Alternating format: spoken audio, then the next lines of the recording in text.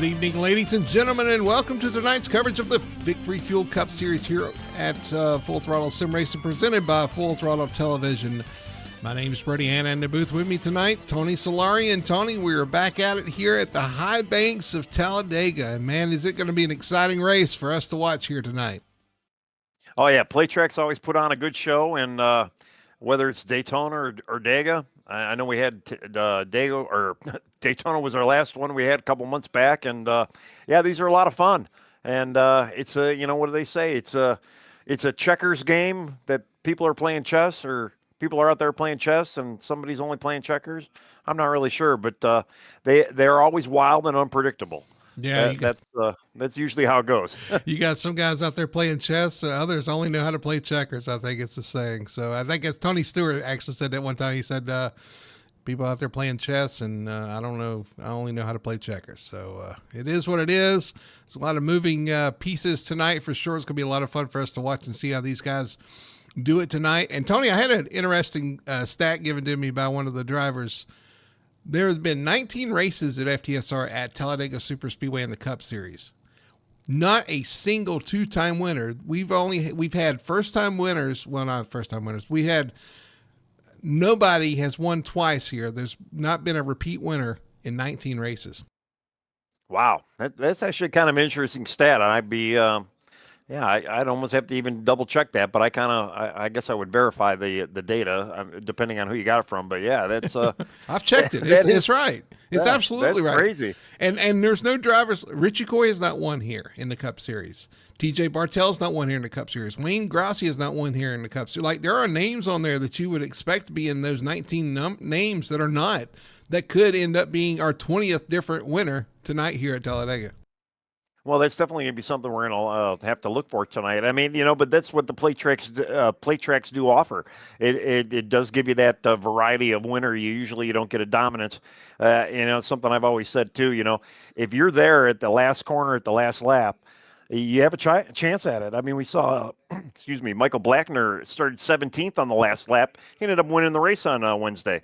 So it just, if you're there at that last corner and if you're still going forward, you have a chance. Speaking of variety, we'll pull up our schedule here. Remaining races here in the C season, and we're getting down to it, especially in the playoffs here. We got Talladega tonight. There's 2 races left. There's Martinsville and Phoenix. And in the playoffs, Martinsville is the cutoff race for the round of 8. Starting the round of 4 and going to Phoenix, the 4 drivers will fight for a championship. And we've got some interesting characters below the cutoff line as we start tonight's race. Let's pull up the playoff standings here, and you will see Fitzpatrick Jr., Richie Coy, Jeff Chandler, Daniel Simmons, all below that cutoff line. Only 4 can make it to Phoenix. And with that win, Kevin Ruff has locked himself in. You got Jamie Knopf, Brandon Fetterplace, and Nick Alford in position right now. But boy, could things change here tonight at Talladega. Yeah, and from what I heard too, Jeff Chandler's not going to be able to make tonight's event. And but yeah, that still leaves 3 drivers that could really point their way in tonight if they can get that victory. Kevin Ruff, he's locked in. He could definitely try, prevent somebody from winning. So there's going to be a little bit of gamesmanship going on, and it's definitely going to be interesting. And we might just see somebody, even out of the top 20 that might actually even be able to make this win tonight. You never know. Yeah, I expect all 8 of these drivers being towards the front and contending for this win tonight. But you're right. I mean, this is Talladega. We just talked about how there have been 19 different winners here at Talladega. And so really anybody can get that done. I know we've seen some upsets before. This is definitely one of those wild card races that these guys had circled or were kind of worried about. And with those guys being below the cutoff line, it's going to make it even more hectic for them. We go to the C season points. Nick Alford currently leads that with a slim lead over Brandon Fetterplace. Both those guys still fighting for the playoffs as well. They got this to worry about as well to kind of look at as a consolation prize if something goes awry there. Richie Coy right up there in there with them, and Kevin Ruff too. But these guys all fighting for the C season and playoffs. I know the playoffs are probably their main focus, but the C season championship's on the line as well. Yeah, and it's a lot of the same faces in the same places up there. But yeah, you got those 6 drivers, and I'm kind of going at 6 drivers because we got 6 open spots, and we got 6 guys below, or 3 open spots, and then we got the 3 guys below the cut line. Those 6 drivers really they need to, regardless of where they are in either championship, they need to just finish tonight. And they need to calm themselves, drive smooth, drive clean, try to be there at the end, and that's going to be my strategy for these guys tonight. Yeah, qualifying wrapping up, but you're definitely looking at some of the drivers that need to avoid. I think tonight's more about avoiding calamity than it is making a statement with a win. You can win if you're in position at the end, but you definitely want to make sure to survive this round and take it to Martinsville to see what you can do there. But they are getting ready to grid up here at Talladega. We're going to throw it down to our starting lineup for the Talladega 250.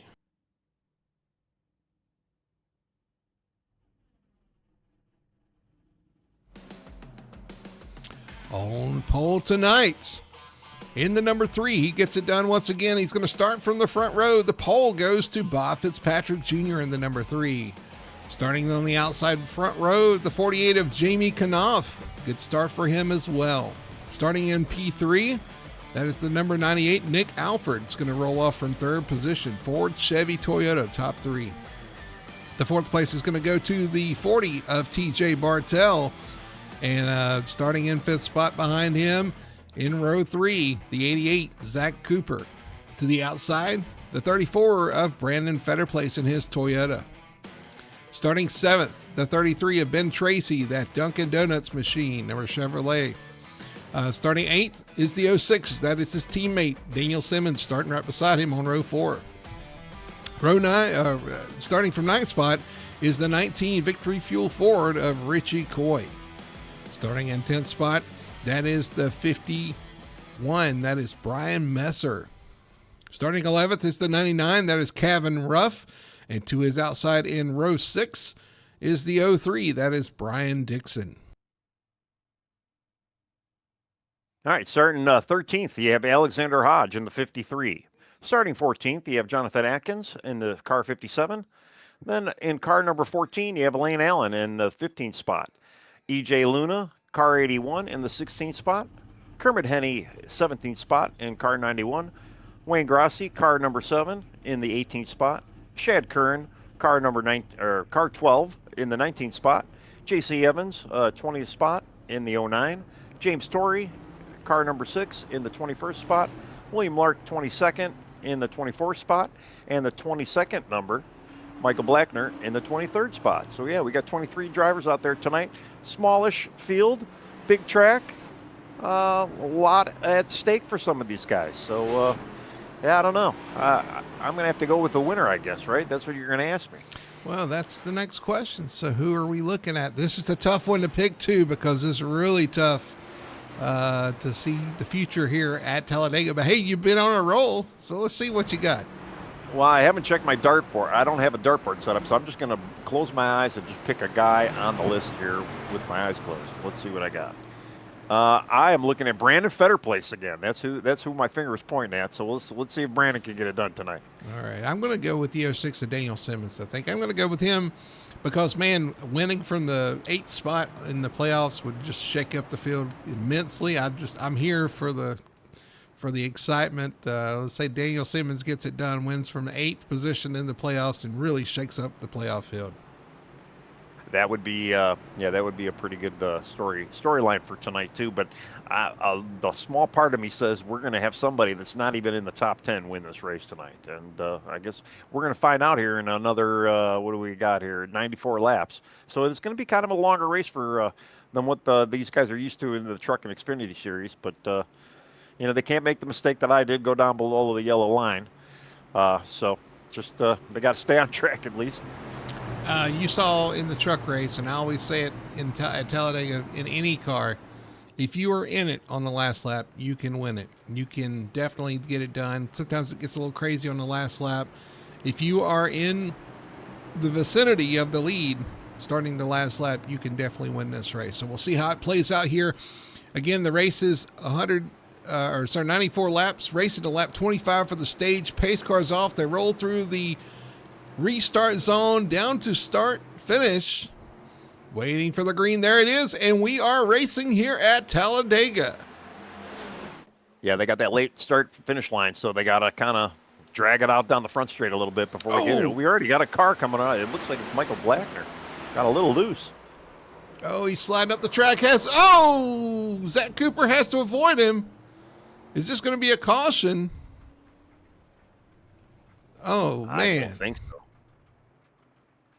How did that start? Anyway, we'll go back and look at that. Yeah, Zach started from the pits, probably on his own accord there. But, yeah, that's crazy. What happened to Michael there? I'll have to go back and look at that. But gotta come around and complete lap one.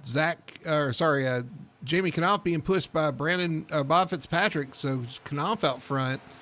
And looks like he's going to lead lap one as everybody kind of gets strung out on that bottom line. Well, I did go back and look at it. There was a major checkup on the inside line, and it looks like that's what got Mike caught up. But if we got time, we'll go back and take a look. Let's go back and look at the initial start here and see if we can see what happened to Blackner, who was back here. They're kind of lagging back to start anyway. Green flag comes out, he rolls up to it. Let's see what happened.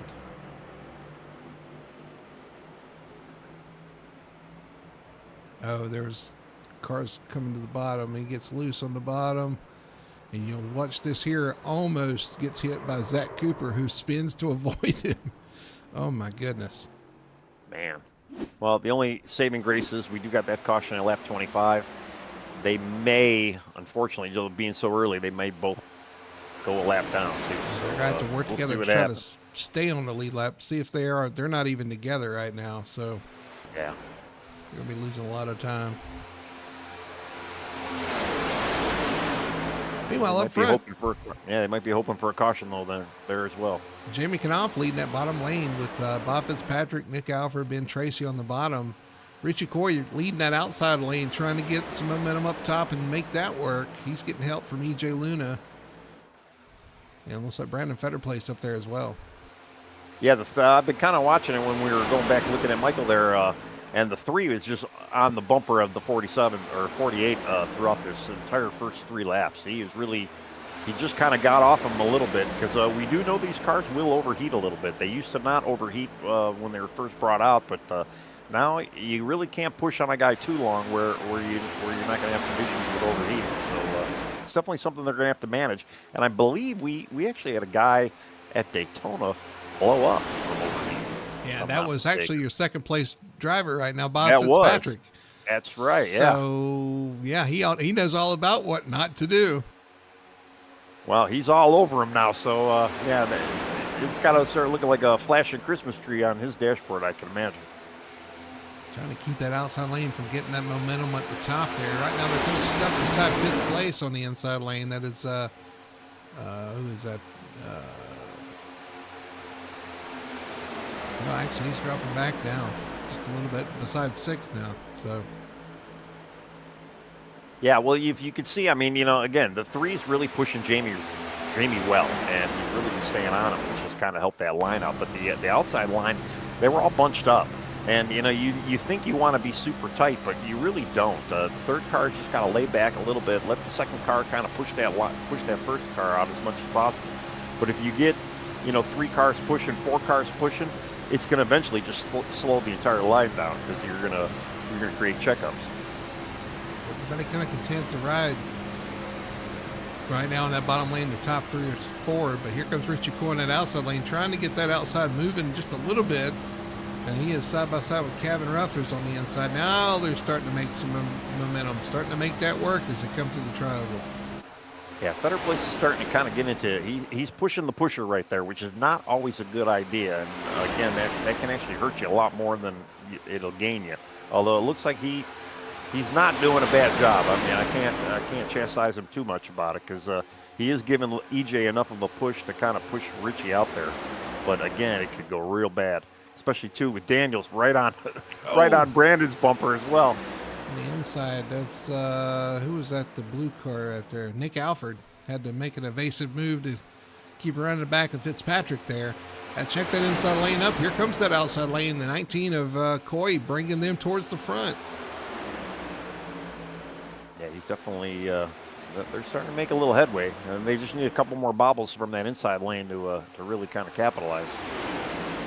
But when Richie gets clear, he's probably going to sail down. And that's usually the game. You swipe left once you get clear, I guess.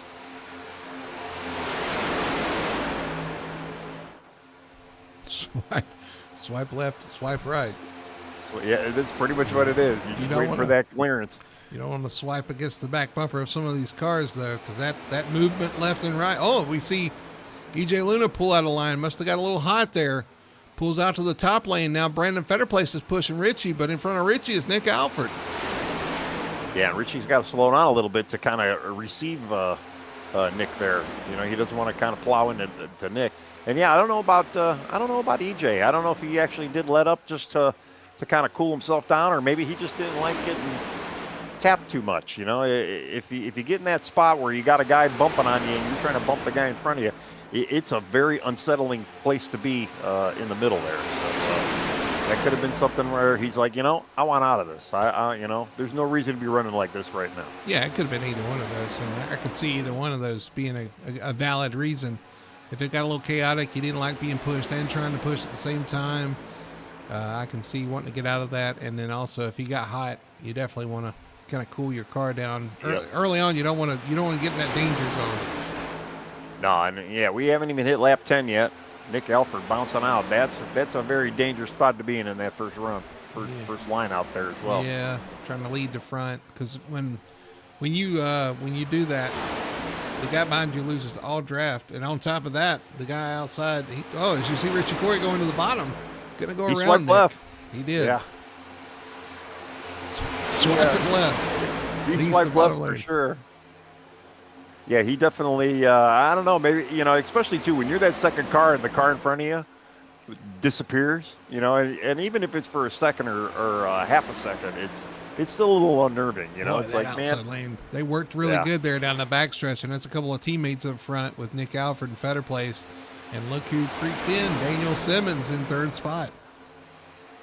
Yeah, they were able to make that work, and now we got a lot of guys on that inside line now too, so it's the inside line should be stronger, especially too. You got the three who's on the outside right now. Just kind of got hung out there, and he's got help now though. He's got help now, but yeah, it took a little while for somebody to actually even get to him. That's his teammate, the 99 of Kevin Ruff. You start to see the teams kind of form to get together, and Alexander Hodge right there with him as well, I believe.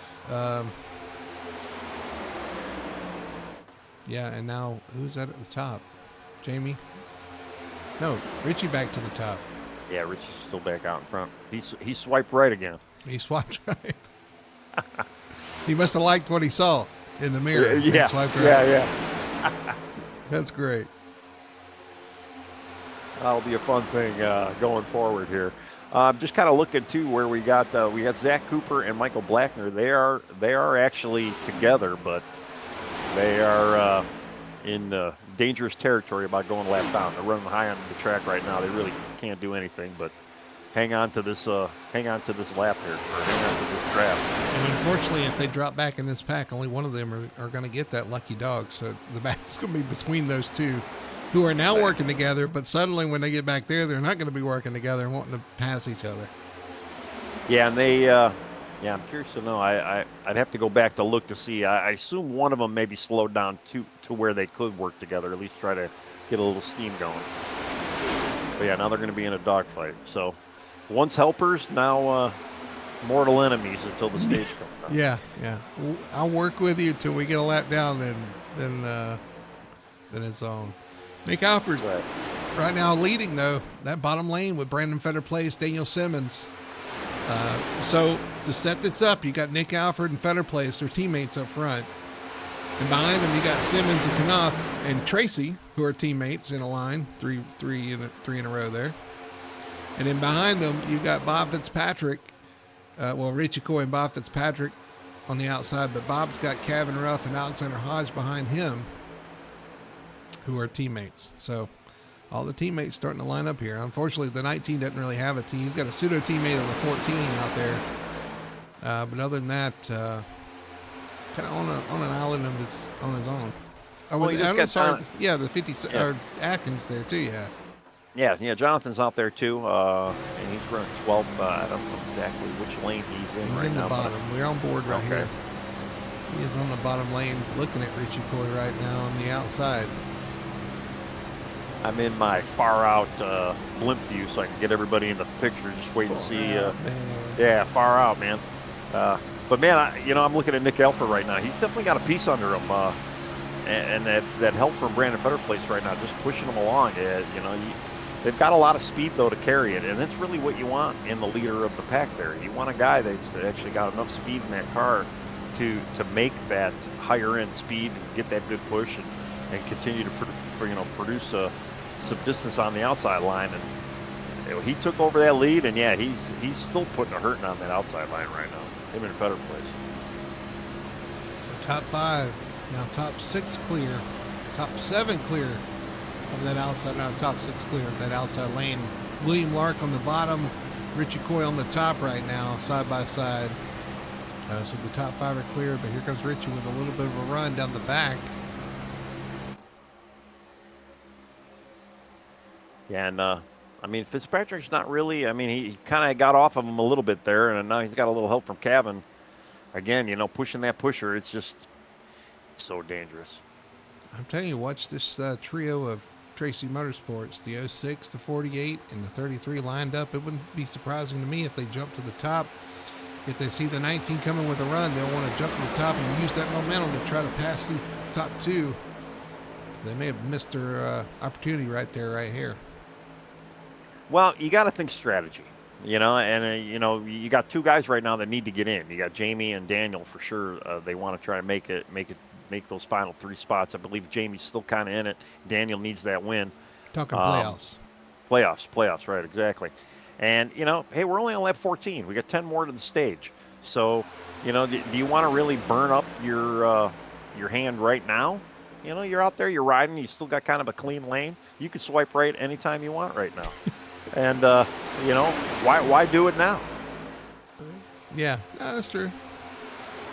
And Jamie kind of comes in a pretty good spot on points because he is the first one. He's the top one that's in without a win.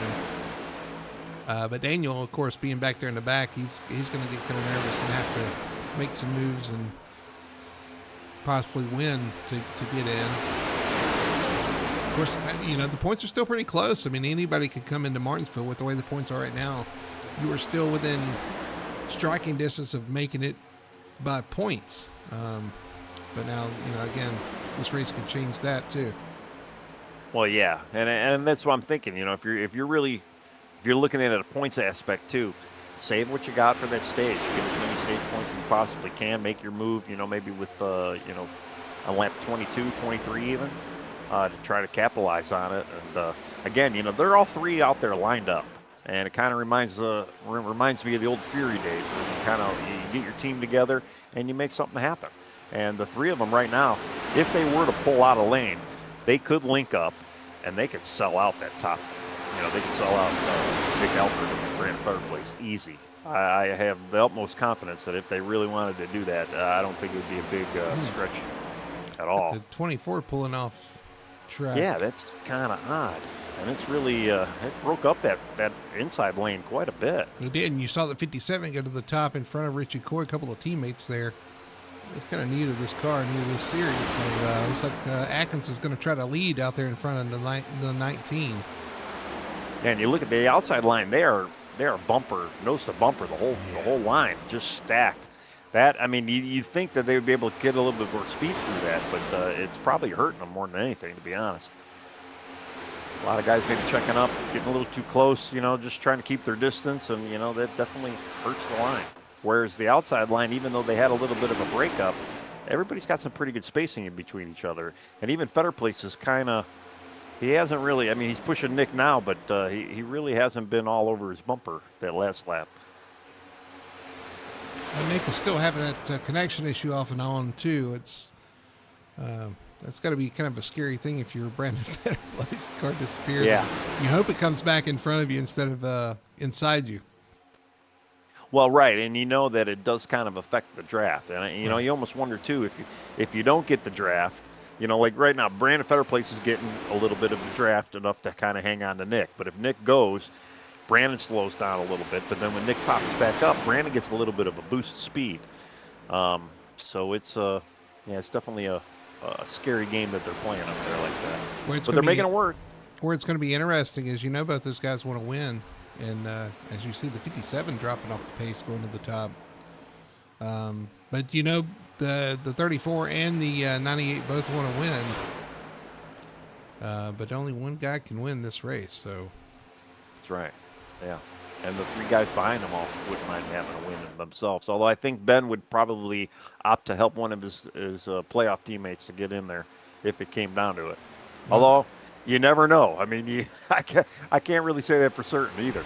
Well, I know we've seen those guys race each other pretty hard on the team, so I wouldn't put it past them trying to race for the win.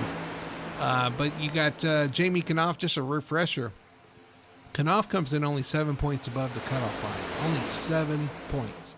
I mean, that could change here in the stage. So he is by no means safe, but he is in the best shape of anybody that doesn't have a win. I'll tell you, the one guy who's come out here is relaxed, easy going. Oh, we got a wreck back here behind him. Kermit Henney. Wow. Around.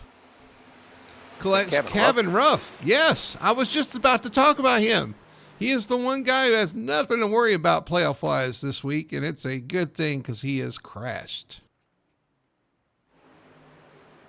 And that will bring out the yellow flag. Well, I'm going to have to look to see who was the victor on that lucky dog. It might have been Michael Blackner there. As sure as we didn't have our tower up, I apologize. Let's go back and look at our best one tire auto carry history replay, see what happened here on this caution. Going to the corner. Oh, it looks like Kermit Henney just lost it in turn 3.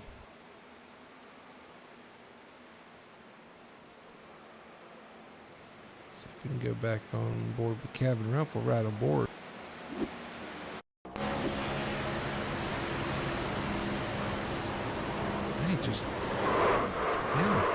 He's getting a push from the 99 into turn 3, but Kevin gets off of him into the corner, and you know what happened? I can tell you exactly what happens. He ducks his nose.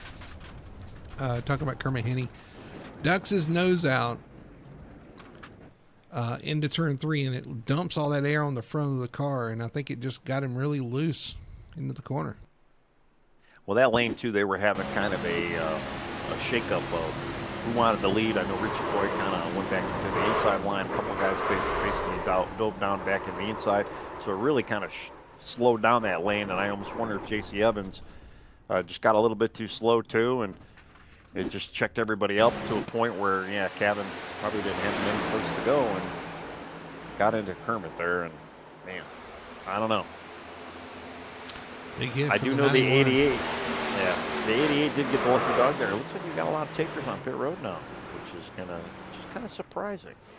21 to go. Did we have? And actually, I'm wondering if this might actually be the stage, because it did happen on lap 21. Did we have something else happen after that? Yeah, we did. There's another car around up here. EJ Luna.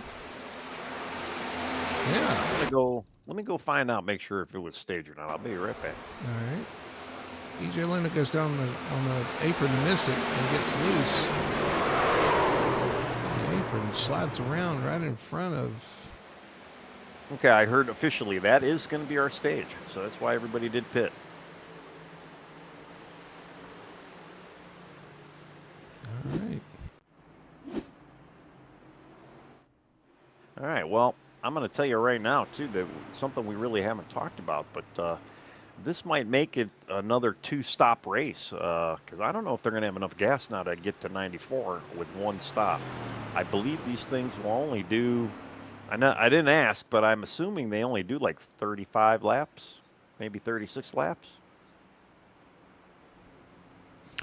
Interesting. So you said this was the stage. Our stage is at lap 25. I don't think that should have been the stage, but that's all right. We made that call. Let me cut this off. Yeah, kick the program off. And while we're kind of waiting, everybody pacing lap, I do see some people in chat. We got Dustin Franklin, Michelle Rittenberry, Mom, And Kermit's out there now. Kermit, man, that was a tough hit there, buddy. And yeah, he said he wouldn't put it on Cabot. So yeah, I don't know. It was yeah, it was that lane looked kind of slow there, man. So I don't know. I don't know what happened there. Yeah, he's good to see. He's checked and released from the infield care center after that big hit in turn 3. And I agree. I kind of agree with Kermit. Like I said, the 99 was pushing him down the straight, got off him into the corner, but I just think that move to the right dumped all that air on the right on the front of the car, and the thing just broke loose left when he went to turn in, and it was a ride from there. So our first caution of the night is going to bring us to the stage. You see some of the guys making a second pit stop just to top off on fuel. Not a bad call if the fuel is close. Well, and that's what I'm wondering too, because yeah, like I said, I haven't officially figured out how much gas they actually have, but I thought it was around the 30, maybe it might even be like the 38, maybe even 40 laps. But if you look at who's in front right now, we got Tracy Motorsports 1, 2, 3, followed by Elaine Allen. Man, does this mean we're going to see some fuel save racing? We might. You know, again, a caution is going to throw that out of the window, but yeah, there might be a little bit of fuel saving. You know, the last 2 weeks in a row, we saw somebody save fuel and win the stage. Save fuel and win the stage. I thought coming to Talladega for sure, we get rid of that fuel save stuff, but nope. Looks like we're going to have some more of it, at least until we decide whether or not we're going to have another caution.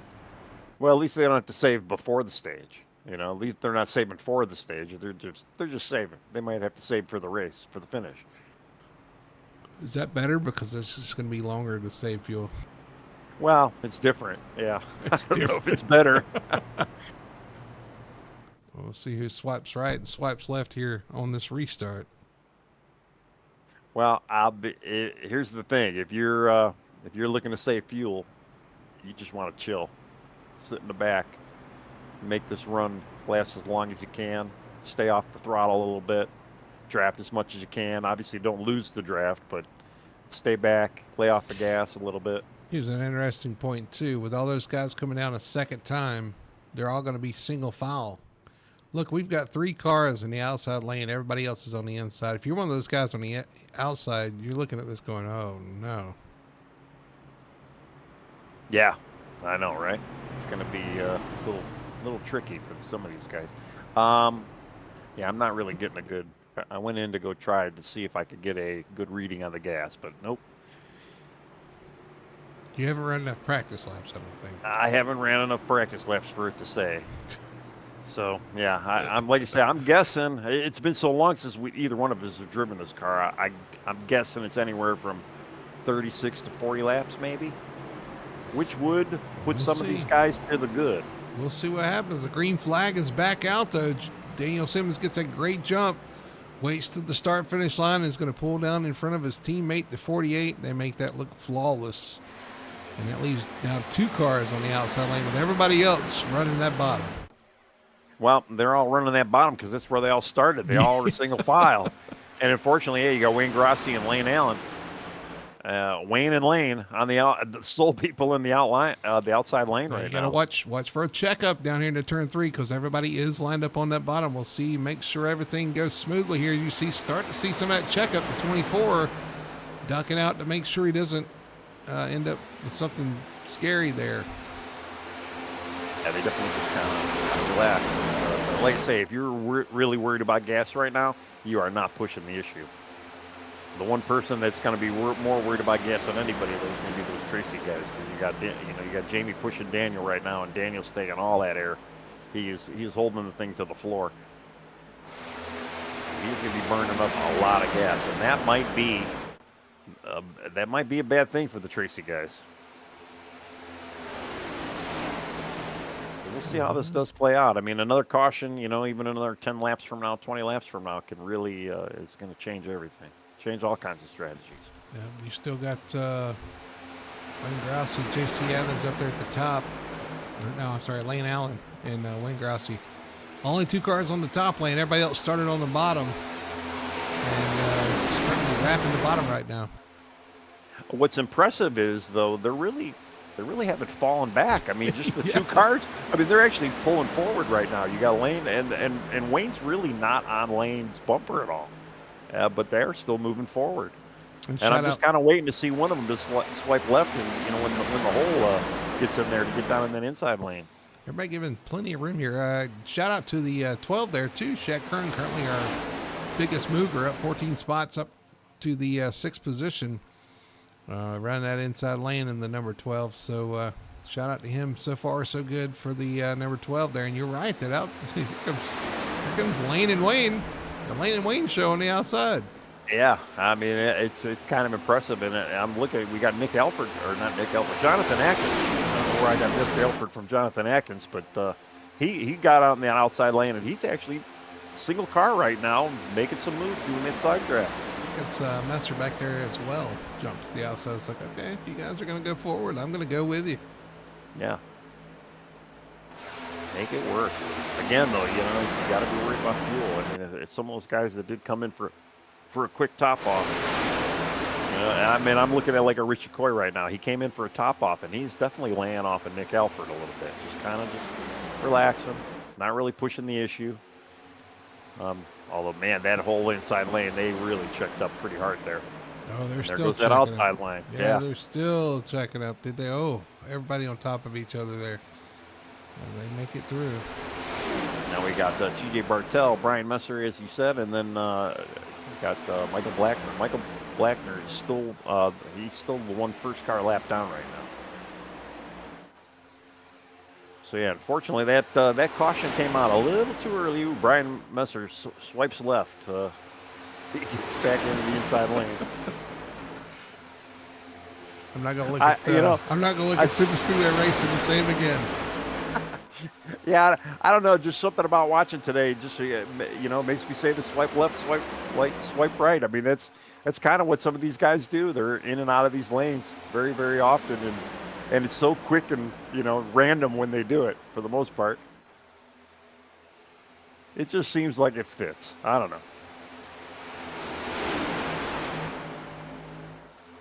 We got Philip Trammell in the chat. I think that's how you pronounce your name. And, yep, you were correct. Daniel does need this win. Yep. We were talking about him earlier. I know he got some good stage points. We'll see. It's definitely his time, yeah. If you like chaos, you want to pull for the 06 to win. Because I'm telling you, winning from the 8th spot in the playoffs just throws all kind of chaos into the playoffs, and that would be I mean, we saw another guy win from below the line last week with Kevin Ruff. We could see it again here tonight. Right now he's in the position he needs to be in. The 06 leads. Yeah, and he's been hanging out there pretty good. Jamie Knopf and Ben Tracy as well, just making that three-car team work right now. Now they may be a little shorter on fuel than some of these other guys, so you got to watch that as well. I'm not sure what the strategy is going to be. But we will be following along just like everybody else and see what they can make out of it. Yeah, a part of me kind of wants to know exactly how much gas they got, but I kind of like the unknown factor as well. Well, to be honest with you, they may not know right now either. They just got to see how it plays out. I'll tell you though, if the one guy that isn't saving gas right now, or I should say the two guys, you got Lane Allen on the outside lane and you got Daniel Simmons on the inside lane. Neither one are saving anything right now. They're a foot to the floor. As a matter of fact, there's 3 Tracy Motorsports guys are linked up down the backstretch, kind of pulling away from the field just a little bit. That won't last long, but it looks good anyway. Well, but then you got everybody else. Everybody else kind of maybe doing what they're supposed to be doing, just laying back a little bit. 3/4 throttle all the way around the track. Just don't lose the draft. Save as much as you can. You might get 1 or 2 laps before you actually have to pit. Dry the tank out as much as you can, and then you should have enough for the top off. But then it gets into the green-white checker aspect. Right now we've seen a pretty clean race, but if we get into the 3 green-white checkered aspects like we did on Wednesday in the truck race, I know some of us, we were a little worried about gas towards the end there, and you definitely want to make sure you got enough gas for that. So I'm sure gas is very tight and on the minds of everybody out there.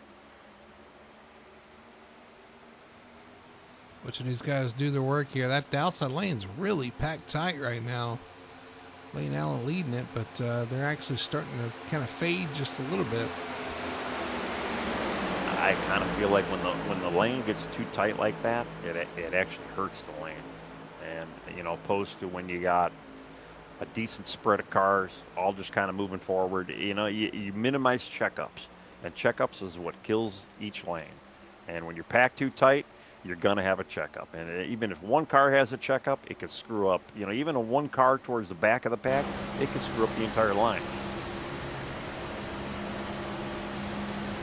Here they come with the momentum on the back stretch. Right on board with Jonathan Atkins right now, following Wayne Grossi, who's pushing Lane Allen in that outside lane move. And if you see, though, the outside lane kind of spread out a little bit, with the exception of the front three cars, but then the inside lane got a little tighter. And again, like I say, you want to keep that spacing if you want to keep your lane moving. You get to let those two cars, maybe even the top three cars of your line, let them drive the lane and do the work. And everybody behind just needs to kind of relax and just keep pace with it. You'll see. It seems like it's been kind of a teeter-totter effect where, again, now the inside lane's pretty much spaced out, and the outside lane is starting to, some of them are starting to get packed up a little bit, and they're losing. It's interesting to hear the different RPMs that the cars are running.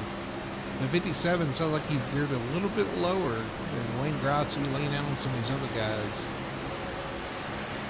You got to wonder, as far as pull-up, how that helps or hurts. Is there a little bit of a trick to that, too, trying to get the right gear so you either gear it so you got really good pull-up on the car in front of you, or you gear it where you can lead a lane a little bit higher, want a little higher RPM to lead out front to keep that momentum. So, different approaches here. It's really important to say, it's really interesting how people choose to set up here. I've always liked a car that would pull up, draft up really well, because I'd say probably 90% of the time you're behind cars, and you want to be able to keep that draft and help push. Now, I've always enjoyed pushing more than I have leading. Anyway, you want to, I'll pull out on the last quarter to lead. Right. But anyway, I've always liked a car that can pull up really well, and that kind of helps me help the lane, which helps get us to the front. Yeah, and if you're gearing your car towards that, you're going to want to go with that lower gear to pull up, and then that way too you get a little bit more oomph to maybe push that car in front of you a little bit more too. Usually too, a lower gear will help with your heat management as well, and obviously it's going to save you a little bit of gas too. True. So, I mean, there's a lot very of different good points. Yeah. There's a lot of different variables. Lord Jamie Knopf, I tell you what, he's locked to the back bumper. The 06 of Daniel Simmons right now. He's led himself, 8 laps? So he's got 8 laps led, but right now Daniel Simmons doing all the leading. Ben Tracy back there in third, following his teammates.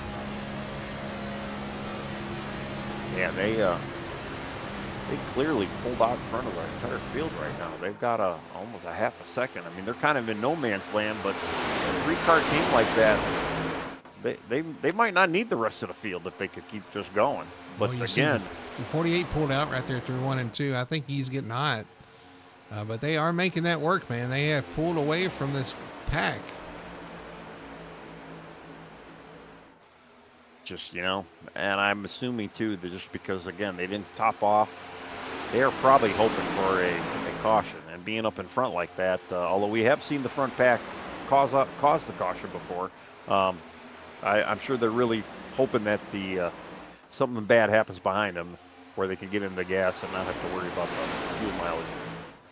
I certainly don't think they're saving anything right now. They pulled that gap out. They were pushing on each other.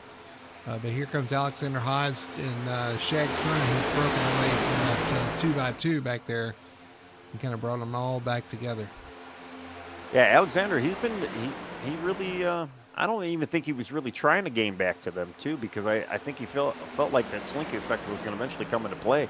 And if he's just out there 3/4 throttling, 5/8 throttling even, just saving gas, I mean, it's really what you got to do. This is, this being the mid part of the race, you want to get to that last pit stop. and there's really no gain. Doesn't matter how many laps you lead at this point. Doesn't matter. There's no stage. There's no prizes. It's just, you want to get it to that last set of pit stops. Make sure your team comes in. You get a great pit stop, and then that's where the fun goes there. So I can see some of these guys. They're doing exactly what they need to be doing right now. Alexander is 53 right now. Even Chad Kern behind them. They're doing just that. You saw a minute ago that they passed Kevin Ruff in that number 99, who went a lap down. So Blackner's going to be no, actually Blackner's showing back on the lead lap.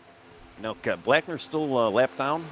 Kevin Ruff is actually 11 laps down. He did get some damage fixed, but okay. Again, he's already locked in. I mean, we heard that last week, and oh yeah, if it was going to happen to anybody tonight, I'm sure Kevin doesn't mind it was him. I'm sure he's thinking his lucky stars right now that he got that win last week, because that would have been very, very detrimental to his chances right there. And yeah, so now he just kind of gets to laugh it off and keep going.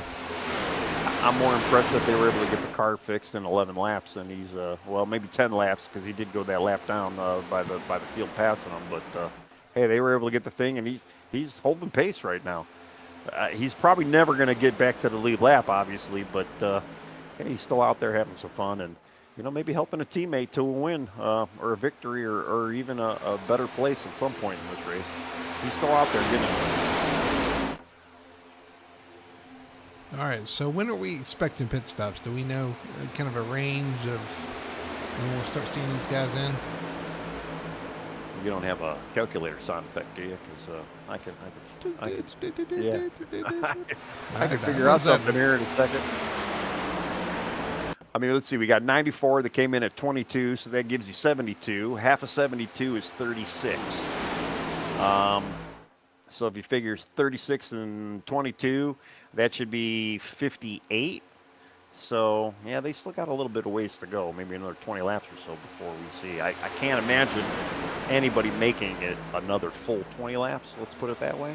Anybody going past 60, in my fuel calculation, way off.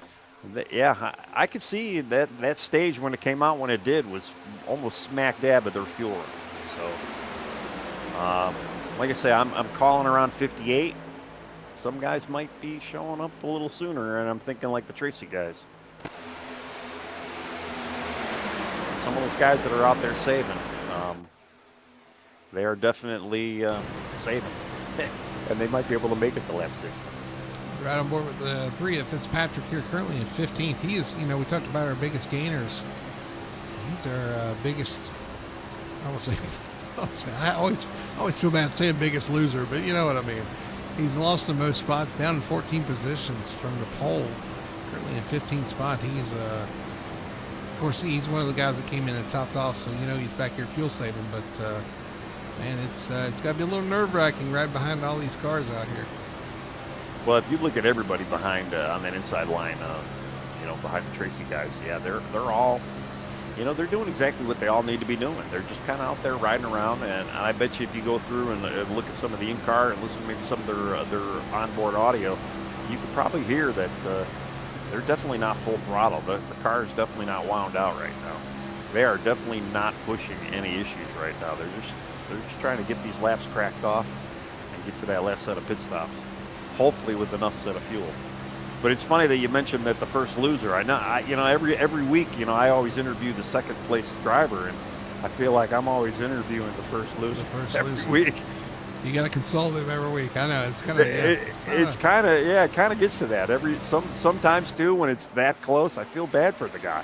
It's not a good position for sure. Yeah, you definitely, and that's funny you say that because I always felt like that's the worst place to finish is second. Like if you finish third, fourth, fifth, okay, well I got beat by a couple guys at least. I wasn't, it wasn't close. But if you finish second, you're like, man, I just one spot, one place, one different move. Yeah, it's tough to finish second. It really is the worst place to finish, I think. Well, the last few races we've had, and they've been pretty close too. Yeah, that second place is a little bit bittersweet as well when it's that close. To actually, making that win, and that's tough. If it's a runaway winner, which we've seen as well, and you run second, well, then it's not so bad. But some of these guys, and we see it week in, week out, and we're probably going to see it again at Phoenix, maybe even in Martinsville. We're going to have maybe one strong guy out there that might be leading the lane, leading the field down. Well, I will say at the super speedways though, you can run second, at least feel like that you had, there's been Right. times that you choose to run second. You just have to kind of,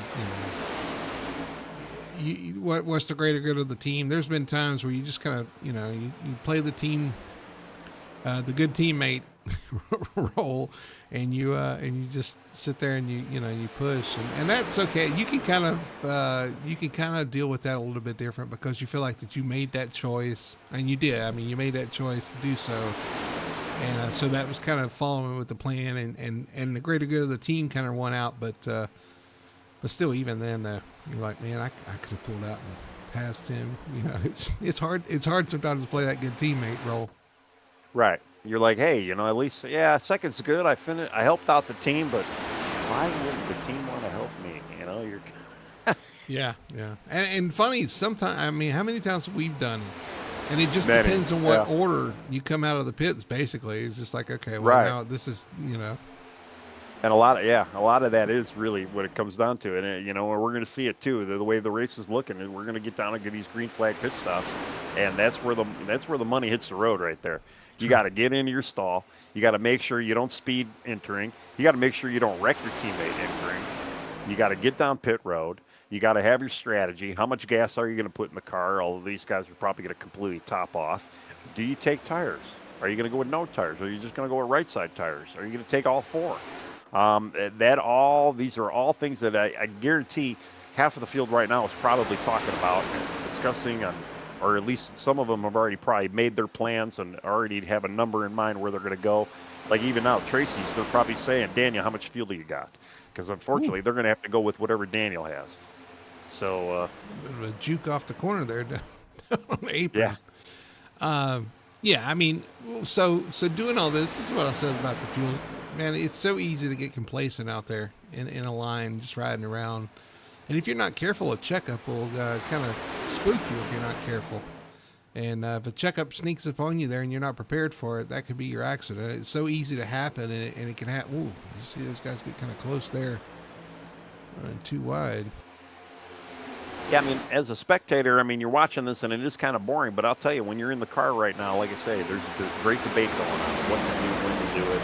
Well, I was going to talk about who's this. doing what, yeah. So you're having that discussion. I don't know how many times, and we do this all the time. I don't know how many times you ride around. It's like, okay, let's do this. And then the next lap, it's like, well, what if we do, like you're sitting there discussing it. What if we do this? Or do we take 2 tires? Do we take no tires? 4 tires? What do like you're having all those discussions right now, like I said, and you can get complacent with what's going on track. And next thing you know, there's a checkup you didn't prepare for. You're in the back of somebody, and it gets worse from there, from behind, and there's your caution. Yep.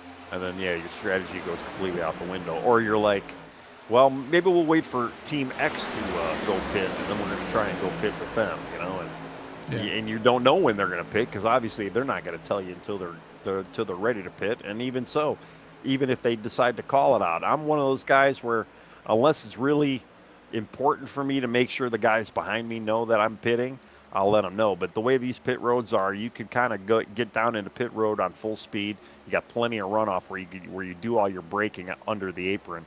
So to me, it's like if you get out of line, you're not really hurting anybody. And I usually won't call that I'm pitting.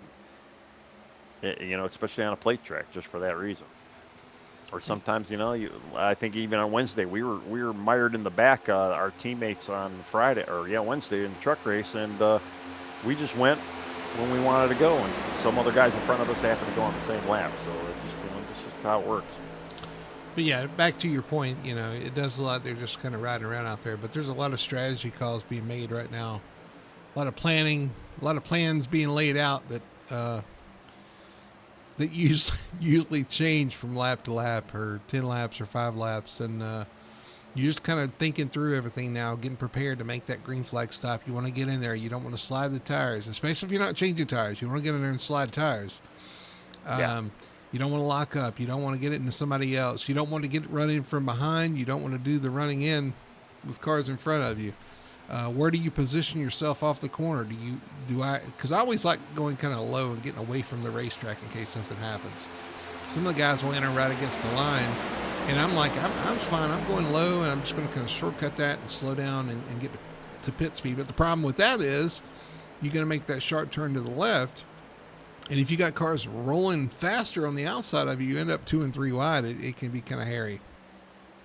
Oh yeah, we haven't even gotten into the 3 wide aspect yet today either. So that always adds another element to it. And I assumed maybe towards the end of this race we might see a little bit of 3 wide action going on here. But too, I'm looking at the Tracy guys right now. All 3 of them. They got to be asking Daniel probably every other lap, how much gas you got left? Wait, are we still going into that next lap? How many more laps do you think you can do it? Because it doesn't matter what Ben's got. It doesn't matter what Jamie's got. It all matters what Daniel has.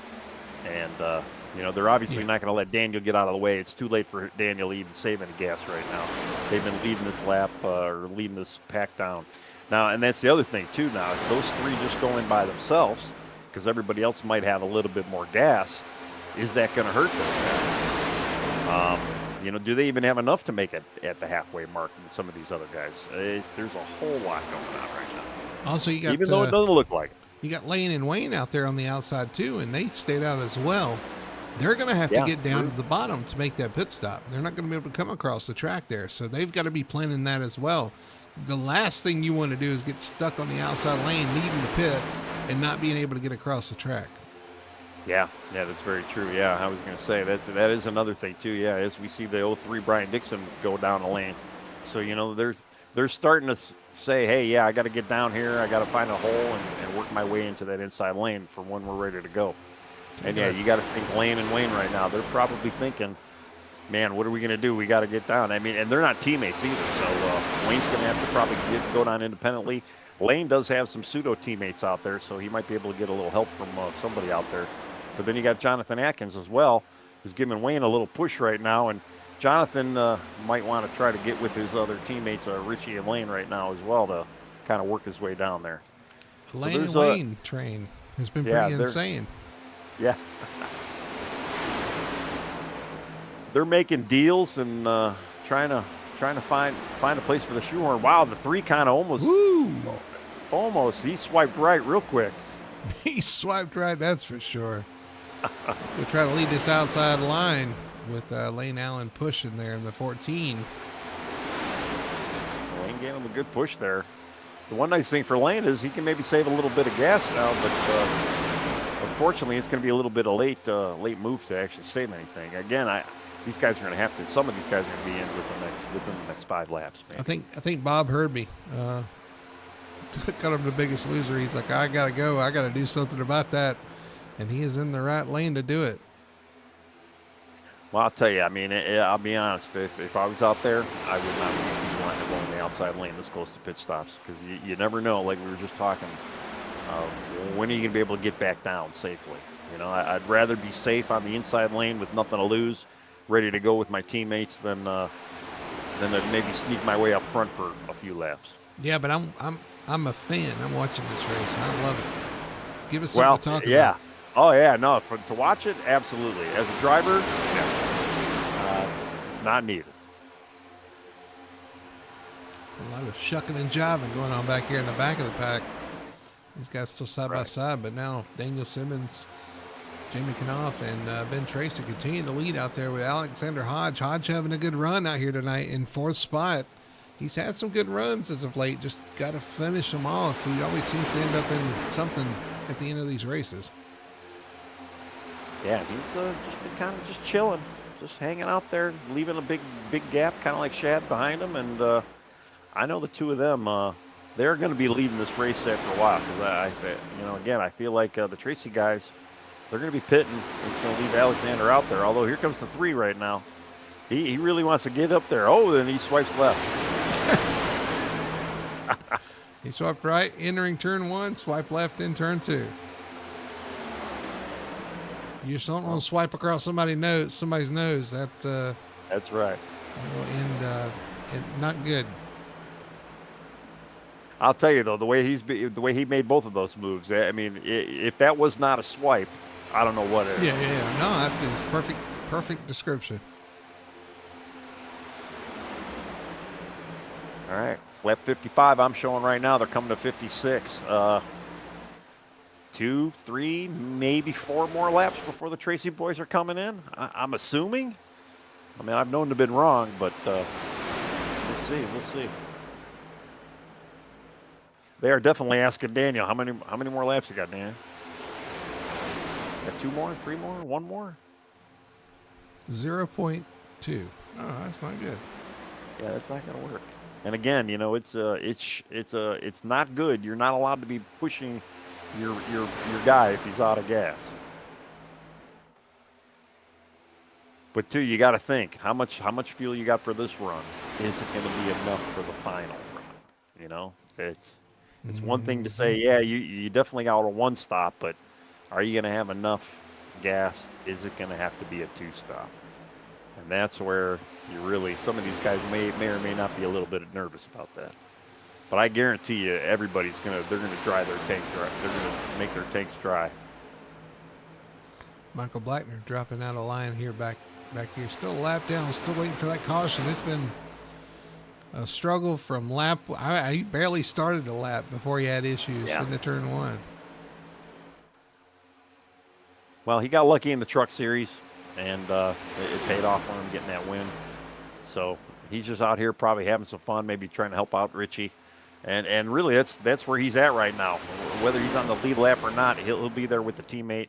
You know, we keep kind of forget that Michael Blackner is also a pseudo teammate to Fury. We forget to talk. So they do have 4 guys out there that can make something work. The big issue right now is you got the 14 and the 57 both.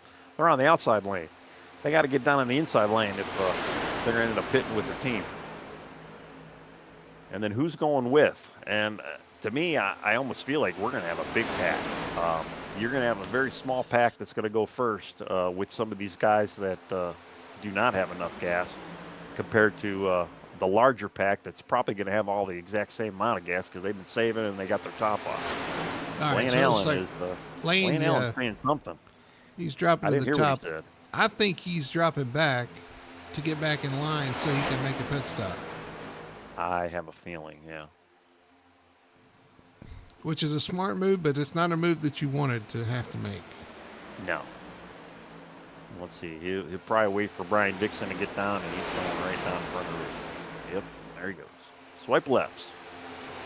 Swipe left in front of Richie. He swiped right down the backstretch to go to the back and swipe left in line. Well, that's the thing. Yeah, if you can't make a hole, you gotta get down there one way or another. Find a hole. Yep. Now Wayne's going to have to do the same. If he can't find a hole, he's going to have to drop back and get in one that exists. Yeah.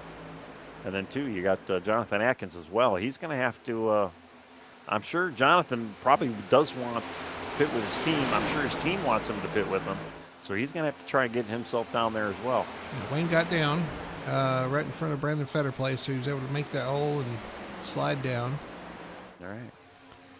Everybody's starting to get in position. We're at lap 60. So apparently some of these guys got a little bit more gas than I thought.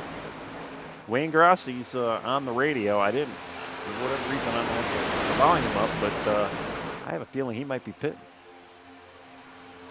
All right, so we might see some action this time by. As they head down the backstretch. Most everybody in the bottom lane, they've got about 3 cars up top. Let's see what happens here.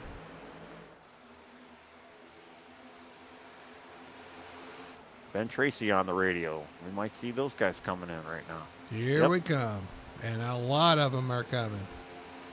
Chad, Lane, Wayne, 3. Yeah, all of Tracy Motorsports. 53 as well, which I'm kind of surprised to see Alexander go with them. Yeah, Hodge is in there. Everybody's got to find their pit stall now. This can be a little tricky, too.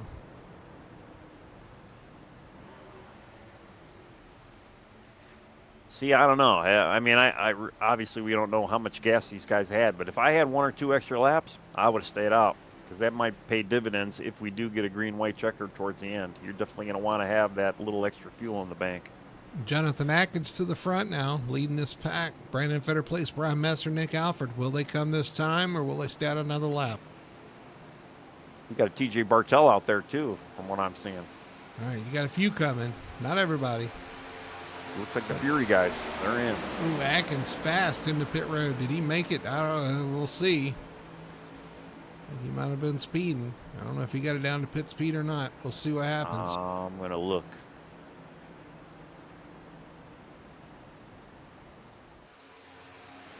Now your leader, Brandon Fetterplace, Brian Messer, Nick Alford. A couple of teammates, hot lap heroes out front here. Jonathan may have been a little hot there, so I'll keep an eye on him. Let's see if he leaves in time or not here. He is in. Yeah, he's definitely got a pit road penalty. Atkins out. Oh, pit road penalty. Yep, he's definitely sitting. Okay. Well, now here's the interesting part. Brandon Fetterplace and those guys are still out there, and they're starting to catch the draft off a couple of these guys that came out in front of them. This is going to be huge. If they can get that draft up and then pit, they're going to make up time on everybody else who's stopped already. Yeah, and they've got a pretty good line of cars, too, to actually make that happen. And, again, you know, the fact that they were able to stay out an extra lap, maybe even another lap after this, is going to help them in the long run. Again, if we do have that green-white checkered, you definitely want to have one or two extra laps in that tank. Just in case. You never know. All right, well, we'll see what happens here. Will they pit this time by? Coming off turn 4, they're going to stay out another lap. Yeah. Yeah, and they're catching Wayne, Shad, James, Torrey, and Lane Allen right now, that 4-car pack, and those guys have pitted. And yeah, they're definitely they're going to run them down. That's huge. Which is going to make things a little weird though, because they're probably not going to clear them. And if they do plan on pitting this lap,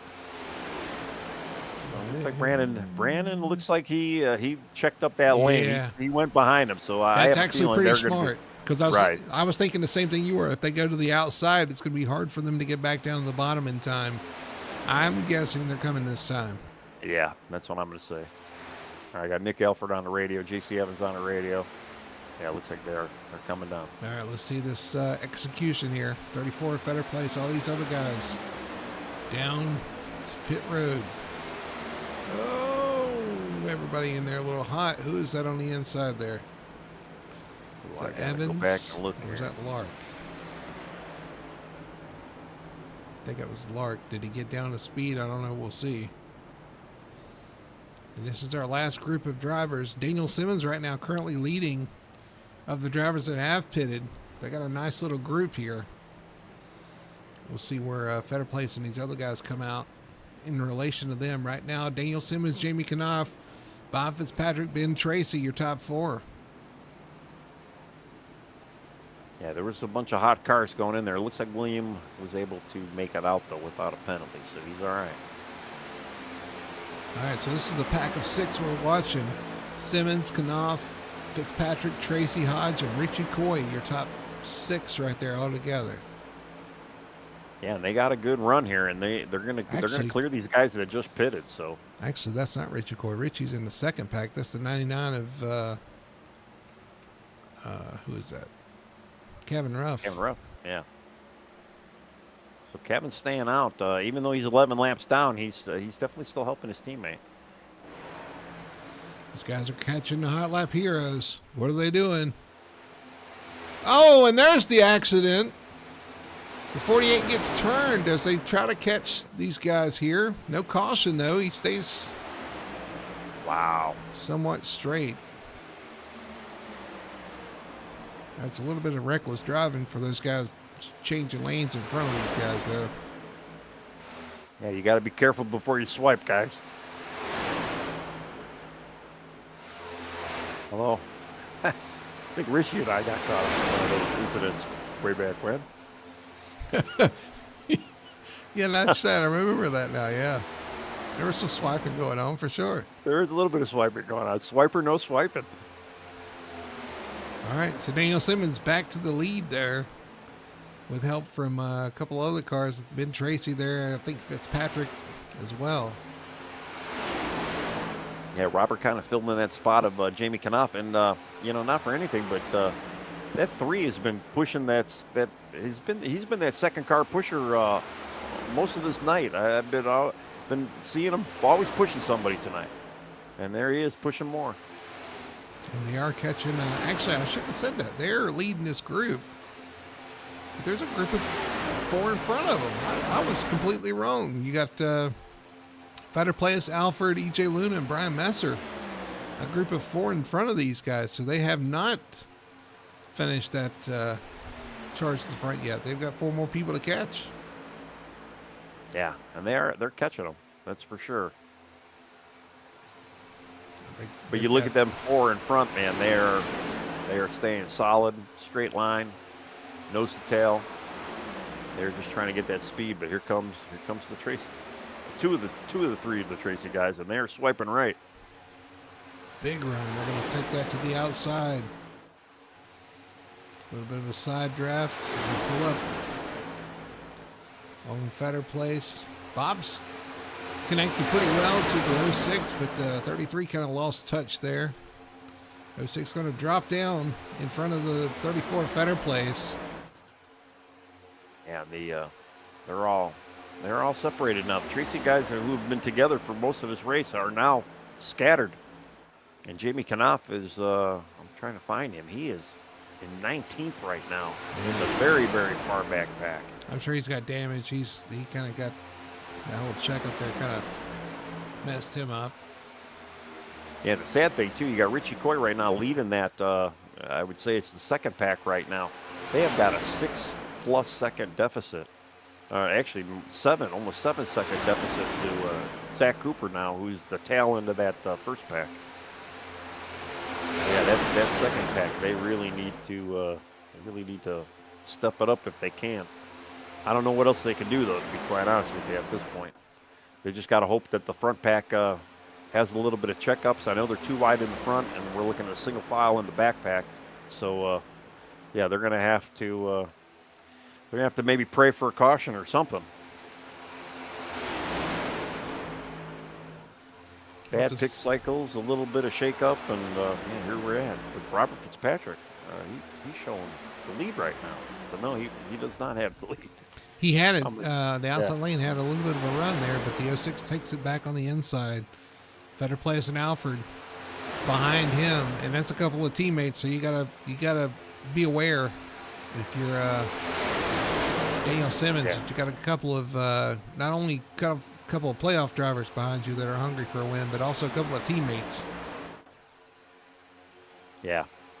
And I'll be honest, I picked Brandon Fetter Place.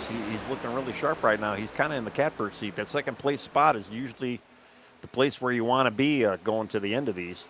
But I just randomly picked him. I closed my eyes and I pointed to a name on the scoreboard here, and I had no idea who to pick tonight because it's really could have been.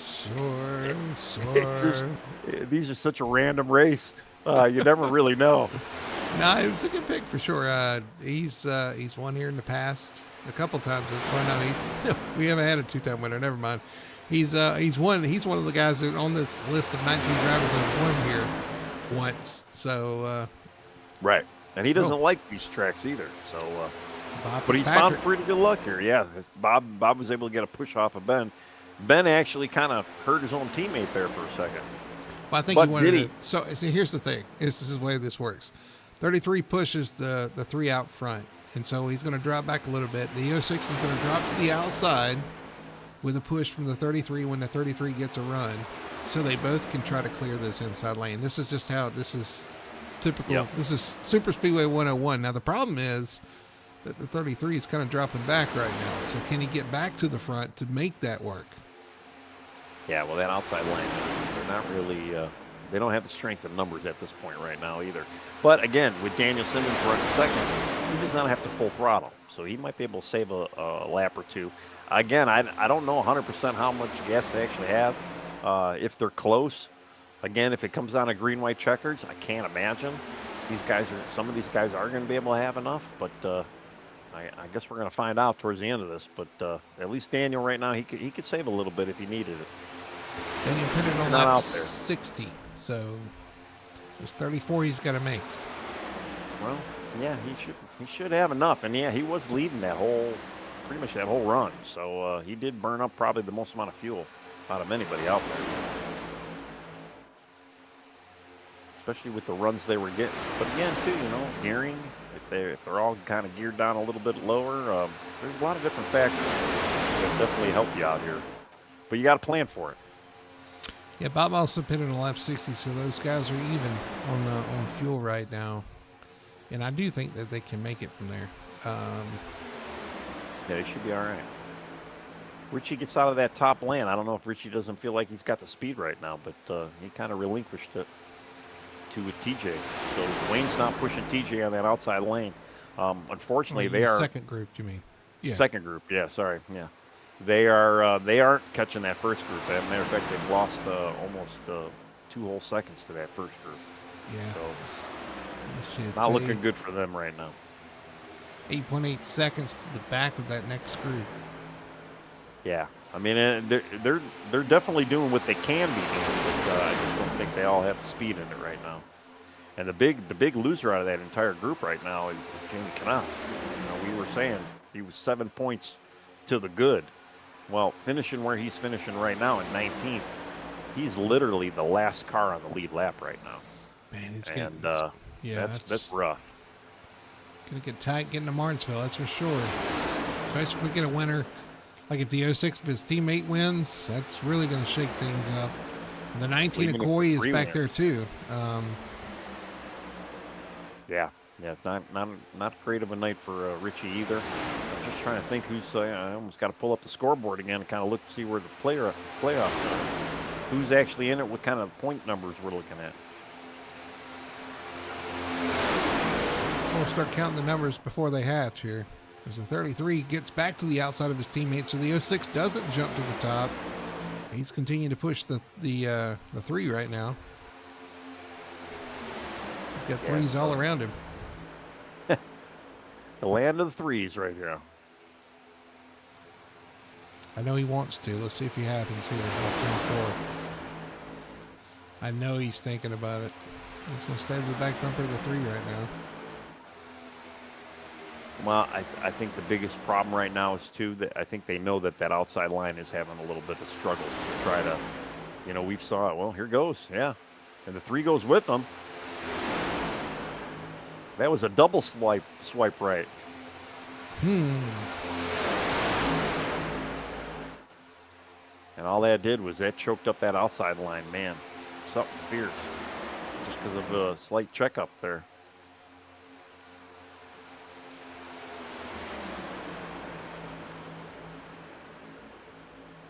Yeah, you definitely that could have been bad too, especially with some of the air and some of the cars checking up, and a lot of times too when you're making that move, you got to be careful that you're at least trying to match that speed.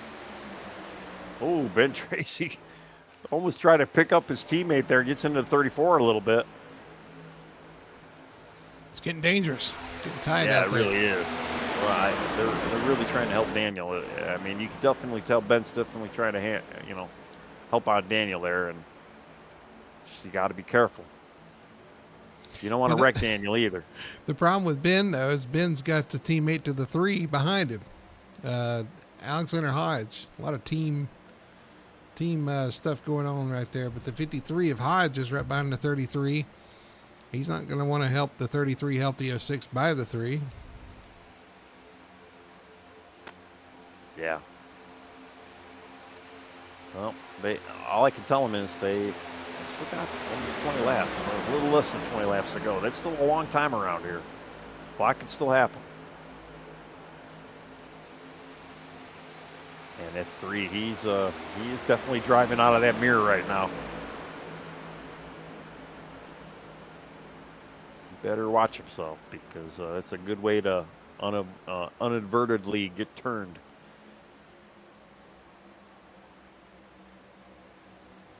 And I'm never that kind of guy. It just, I don't like playing with fire like that. I had to pull up my thing so I can see our lap counter yet. 17 laps to go. Because I can't read it on screen. Yeah. 17 laps to go here at Talladega, the Talladega 250 for the Victory Fuel Cup Series underway here. Here comes that outside lane once again, pulling even with the leader as the 33 pulls away from him to try to avoid that side draft. Well, the outside lane's definitely got strength in numbers right now.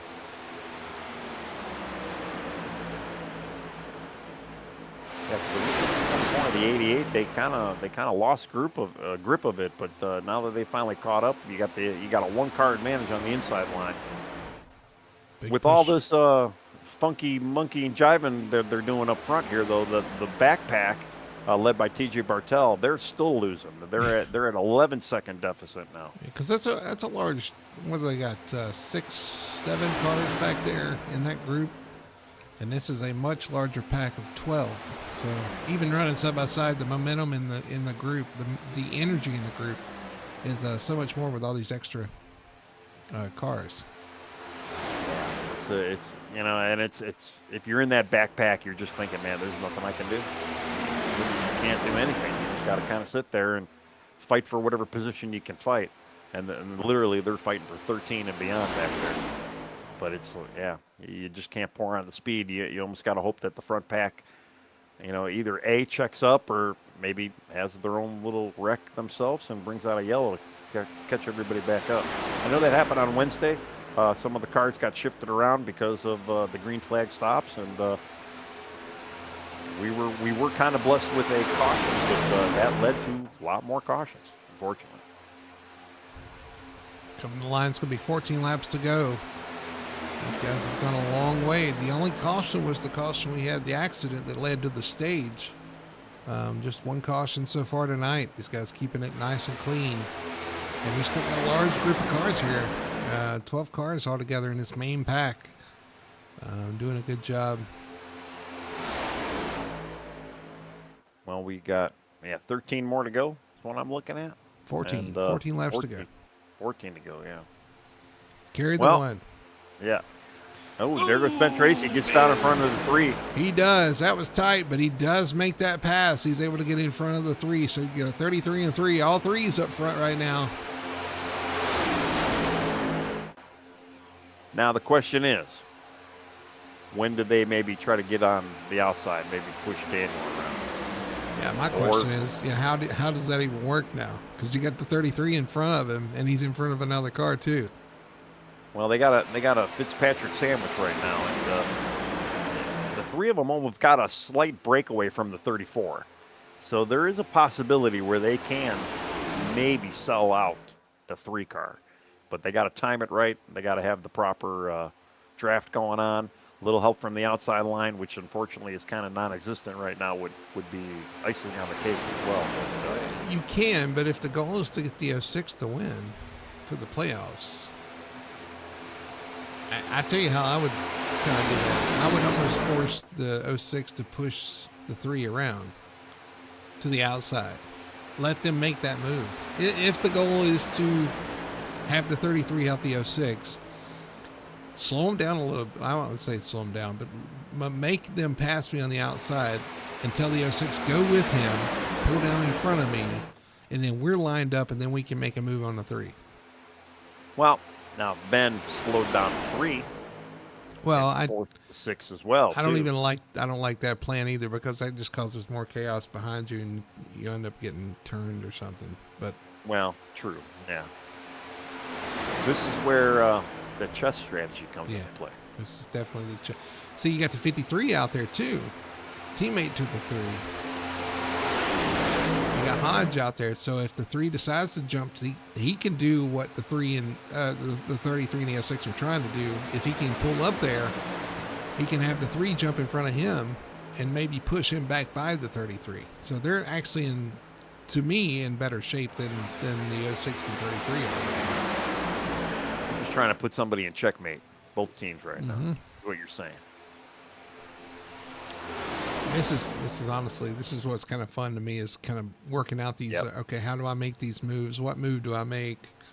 That's what makes some of the stuff fun. At least for me, it's just kind of working out the moves and the strategy. And on top of that, making the pit stops, making sure that you have solid pit stops. All that kind of factors in here. It is, and I mean, as drivers, you don't necessarily, it's not necessarily a team sport, but when you run these plate tracks, it becomes a team sport. And it does. It gets kind of fun, and especially when the whole team's in on it, and everybody's kind of jiving together, and, everybody's on the jazz and having a good time with it. And that's what it looks like is going on for the most part right now. And we've got, 10 laps to go for a fun finish here. 10 laps to go. Yep. So who gets the victory? You know what's coming next, don't you? Oh, yeah. Well, it's time for me to plug Victory Fuel. Remember to go to drinkvictory.com. Use code FTSR for 10% off your order. You get some awesome Victory Fuel. Get some gear, shirt or hat. Somebody's going to have some fuel for some victory tonight. So definitely want to check them out. Proud sponsor of the Victory Fuel Cup Series for sure. Excited to say too that they will be back with us next season. So Victory Fuel continuing to support FTSR, and hopefully you guys will go out there and support them. Great company to be a part of. Great to partner with them. I guess I should say, not to be a part of their company. Yeah. Great to partner with them and have them on board. It's getting a little dicey out there, so we need to get back to the action. But remember, drinkvictory.com. Yeah, and Daniel Simmons did. He swiped right, got in front of Alexander Hodge there. Kevin Ruff's actually backed out. It looks like Nick Alford actually kind of jumped out of the inside line as well.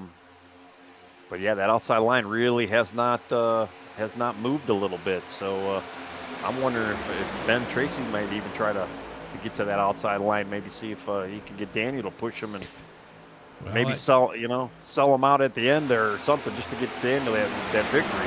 So the outside lane. I was going to say they bailed on Hodge there. And I think Daniel saw that and wants to go to the top and get in front of that line. Those guys are moving out there on the front now. Up top, they got the momentum. Daniel swiped low. Kevin Ruff was right down there. Now that outside line is up there. Fitzpatrick, really, he's been mirror driving. He kind of went swiped up, went swiped left again. Now he's back to leading this. But here comes Brandon Fetterplace being pushed by E.J. Luna. They got some steam. I have a feeling we're going to see both of them kind of dip down here. They're going to get a little dicey up front now as Fetterplace goes to the front with a push from E.J. Luna. Fitzpatrick still leading that bottom lane. Well, you got the 33 right now. That really the only thing Ben can do is really just push that 3 out to the front as much as possible and to move that lane, which is what he's doing. Try to get Daniel back up there, and there goes Daniel with a good run, and here comes Ben. Oh no, he turns the 3, the 33 involved. The 06 of Daniel Simmons, a late move, and we got a bunch of wrecked race cars in turn 3 and 4. That top group destroyed. Nick Alford in it. Oh, just a bad move leads to a bunch of wrecked race cars here in 3 and 4. Caution, of course, is out. Everybody in that back group, though, they like what they saw. That's right. I was just going to say, yeah, the back pack is just thanking their lucky stars right now. They got their second redemption with 6 to go. The leader now is William Lark in the 24. Where did he come from? He scattered. He just happened to be there. He was in the back of that opening pack for a while, and just kind of when everybody was shuffling around, swiping left and right, he stayed swiped left and was able to kind of clear that whole mayhem. Let's look at our best one tire and auto carry instant replay here. Watching the 33 going into turn 3, moves to the top side, gets a push from, is that his teammate, the 06? Yeah. Yeah, it looked like it was just a little bit too hard of a hit on Daniel's end there. I'm not sure he expected the 33 to move. Yeah, he did there. We've been talking all night about how there's a lot of communication going on in the team chat, but I don't know. I hope there was some communication. Not good for the 3's chances, and not good for the 06 either. Yeah, unfortunately, E.J. Luna kind of made a dive down too. Got a little front nose damage. sideswiped to Nick Alford and then right back up in the wall. Then he gets clobbered again by Ben Tracy as well. And man, EJ was having a great night as well. And he might be out here. The car doesn't look too very good. Shuttle over the 06 and Ben Tracy, or Daniel Simmons jumps out, pushes to the 33, turns the 3 right in front of him.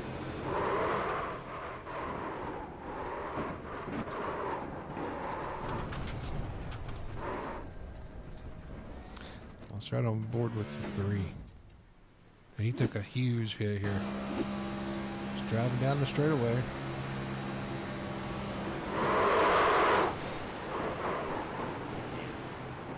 Rough night for a lot of these guys up front. And they're probably thinking, man, I got a good top 10 out of this. And nope.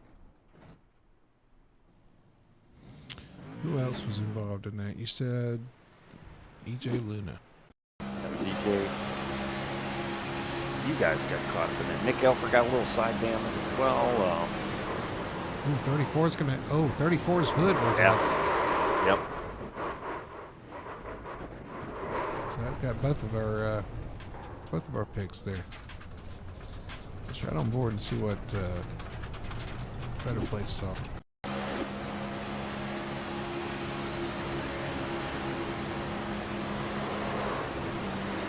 One thing that I'm kind of shocked though is see a lot of takers on pit road. Kevin Ruff is the only, oh no, Kevin. I saw Richie Coy on pit road. Some of those other guys pitted. Okay, there was a few guys that did.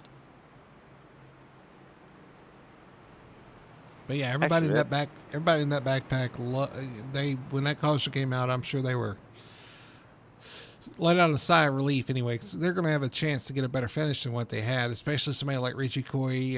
Jamie Knopf was back there. He's fixing some damage. So, it's funny. Nick Alford, Brandon Fetterplace, Daniel Simmons, Bob Fitzpatrick, those guys, they were caught up in that. But their bad luck was the good luck that Jamie Knopf and Richie Coy, those guys needed as far as playoffs go. And as I'm looking at Fetter Place, EJ Luna, Daniel Simmons, Fitzpatrick Jr., and Ben Tracy are still on pit road, and Fitzpatrick and Ben are both a lap down right now, so they're probably out. Fetter Place is coming out of the pits right now. Yeah, he's rolling. Jamie Knopf has already got service, so he probably got his stuff fixed up. Unfortunately, yes, these guys are going to be towards the end of the pack, but hey, they're a lot closer than they were before, and we could still have another green-white and green-white checkered here, or even a couple of extension laps.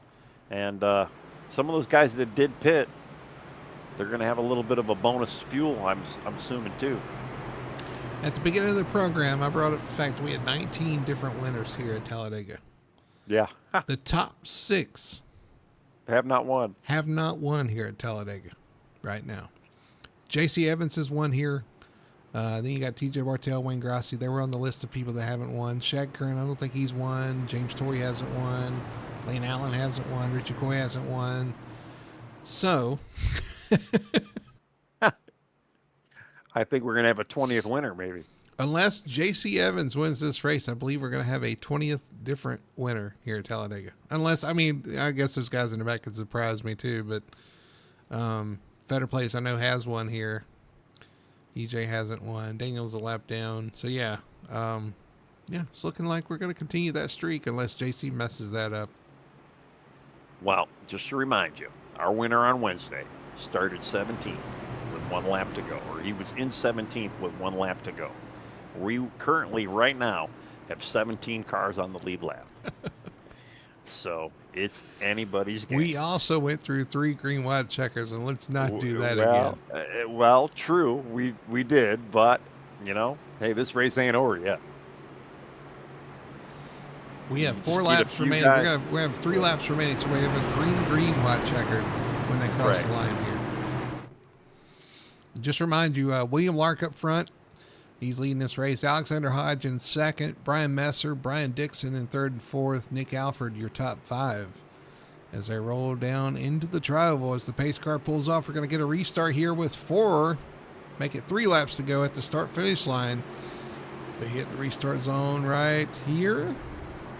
And green flag is out. They're off, yeah. Well, if you've been hanging with us, and we hope you have been, and hope you're enjoying what you're seeing right now, this is why you continue to watch for these few laps here. This is where the action's going to be. 24 has no help. Nobody on his bumper here. 3, 1, and 2 on the bottom.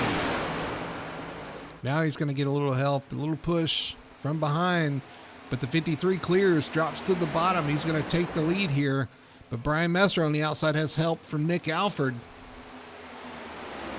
I'm kind of surprised I haven't seen anybody go 3 wide, although we do got a couple guys back there. Oh! 53 slid up the track and left the bottom open. The 24 stuck his nose in there. Turns him around. Caution's out. Yeah, he had just a little bit of room there. William took it. I mean, William was kind of in the... He definitely had a hole there. It wasn't a very big hole, but there was a hole. All right, well, they're going to rack him and stack him yet again. We've seen in the past, he doesn't need a big hole to stick it in there. Him and the 19 had a discussion about that after Daytona. So yep. Actually, I think the 19 may have got a little bit of tap on that as well, if I'm not mistaken. Or maybe it wasn't the 19. It was the 48. Oh, no, the 48 just missed him. Yeah, no, 19 was clear, too. It looked like Jamie Knopf almost hit him. Well, it was kind of a netcode hit, to be quite honest with you. It didn't look like they actually touched, but somebody got moved. All right, let's ride on board with the 24 here and look at our best one tired on a carry instant replay.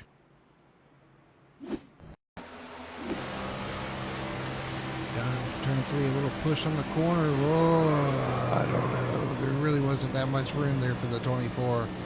That was a very brazen move. It unfortunately led to the 53 going around. Let's watch it one more time. Well, when you're this close to the finish line and see a little bit of a hole, it's not a great attitude to have, but it's just kind of the attitude of the way these tracks run, sadly. Try to get everything you can. So it's going to get us to the green, white, checkered here. I feel bad for Alexander because he's been running a good, clean night all night tonight as well, too. And unfortunately, right now he's mired back in 17th. Probably got most damage out of everybody right now.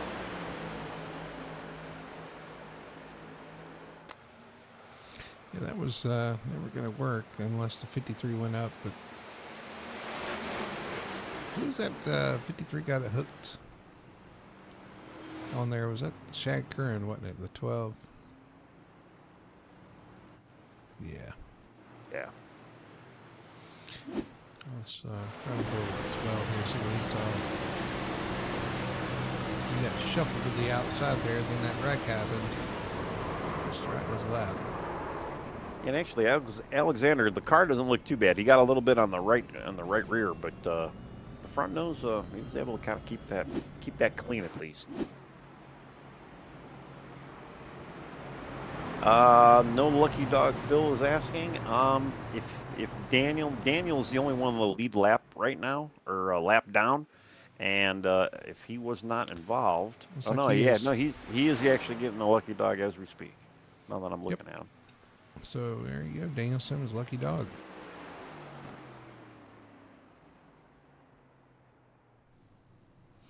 Lark for the win, says Corey Atkins. Look, Corey, it looks like he was taking a page out of your book there. So it's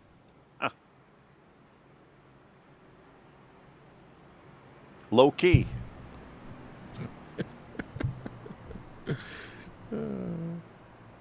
Corey understands that phrase. I still don't, but Corey does. Yeah.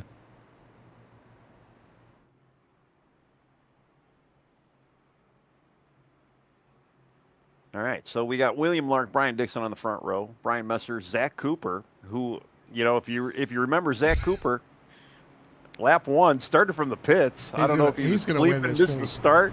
Could you imagine?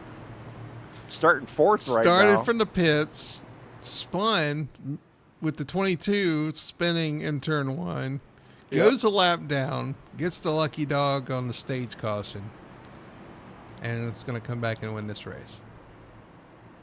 Listen, I'm not going to lie. Starting fourth on a restart, it's not a bad place to be quite honest with you. He'll probably be on the outside line as well. You know, he might be able to make that third lane happen too. You know, you never know. You get a good run off of that first car in front of you, and you never know. We've got a lot of good storylines up here too. William Lark trying to get his first win. Of course, I guess Brian Dixon's also trying to get his first win. Same with Brian Messer. Same with Zach Cooper. Yep. All four of these guys not only looking for their first win at Talladega, but their first win, period. And not just their first win in Cup, their first win, period.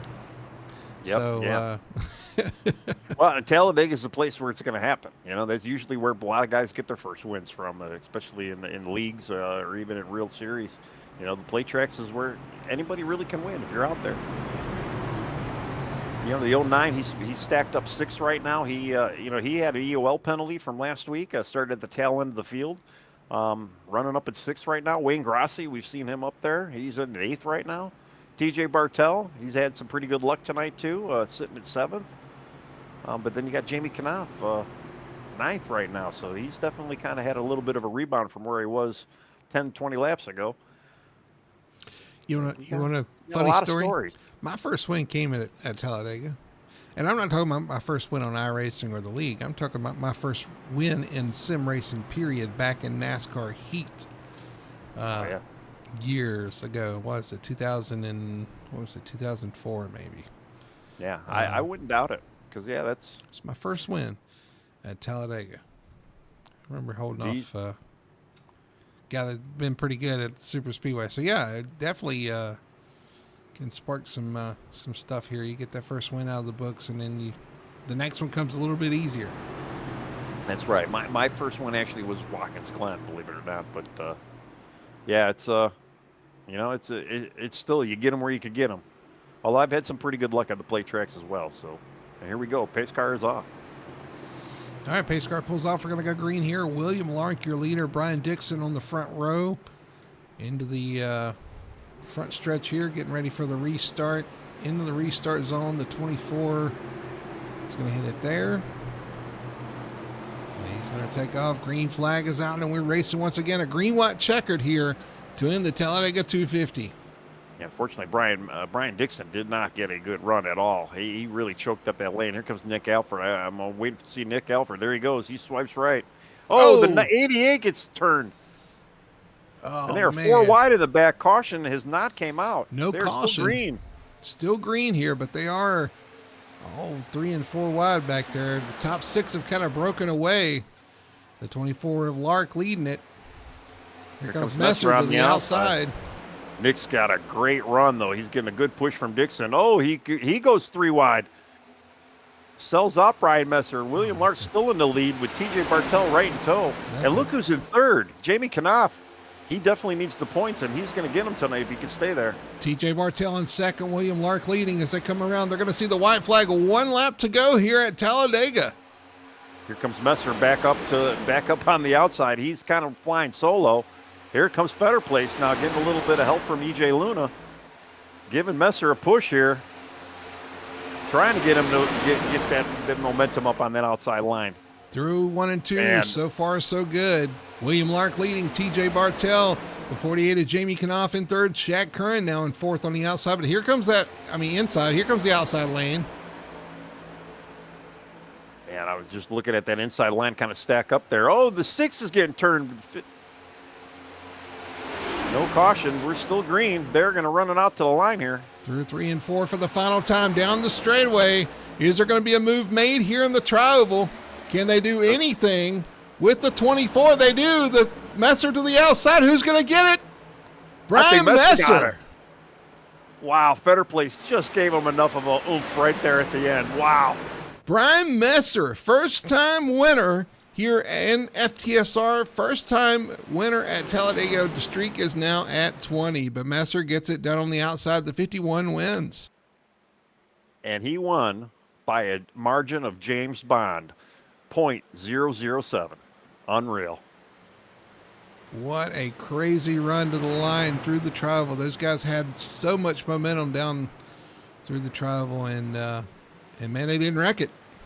I mean, there was a wreck back there in 3 and 4, but there was no wreck coming to the line. Awesome job to keep it clean and get it done here at Talladega. Well, I got to, yeah, all top three. We're going to be talking to him in a little while, but man, Messer gets it out at the end. William Lark kind of having not really a great night one way or another, but still finished in second tonight. Led a lot of laps. TJ, man, finished in third. Just wow, crazy night, crazy race. And guess what? We got a 20th new winner. Yes, we do. Coming to the tribal. Here's and how a it first-time happened. winner, right? Messer First time. That's what I said. First-time winner and a 20th different winner. Man, that was close. Just enough to get it done. Fetter place pushing. William Lark finishes second. TJ Bartell third. But yeah, let's get back. Let's rewind it just a little bit here and see.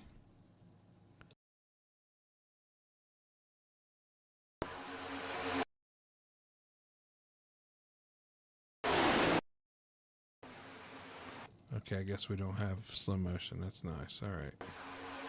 Well, I'm kind of looking through the field too, and Danny Simmons. He had a must-win kind of outside of the top four. He finished in front of Richie Coy by a few spots. Jamie looks like Jamie and Brandon Fairplace are the two guys in the points that look like they got the most points they can need. Nick Alford as well. Just kind of going through just by memory here, just seeing who's out there, and man, crazy night tonight for these guys. Gets it done and tears it down at Talladega.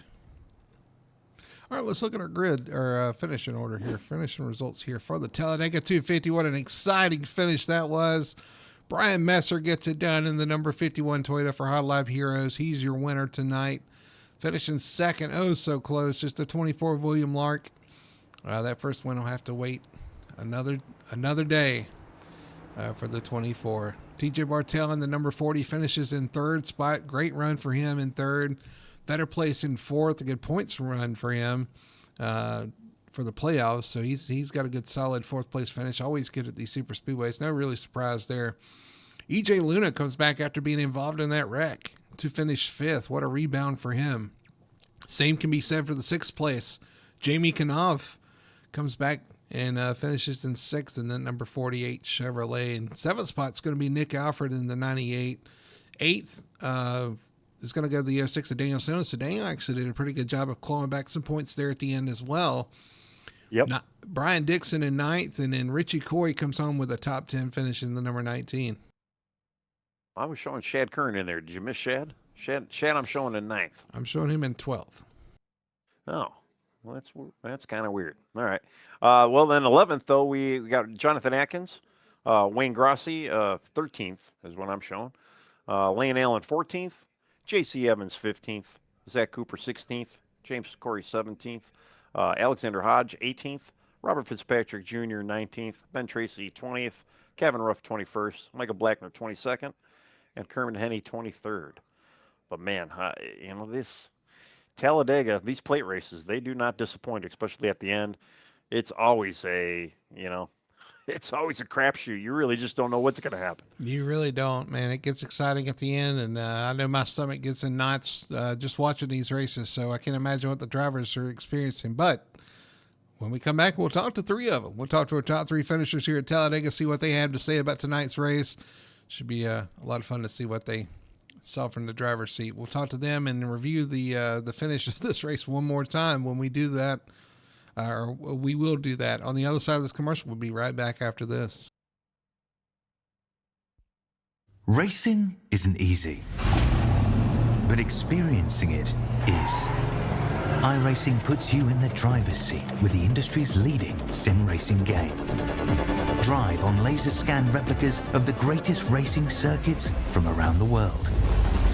Go head-to-head against other drivers chosen by skill-based matchmaking to ensure competitive racing at every level. Compete across all your favorite series. in officially licensed cars engineered to deliver the most accurate driving experience possible.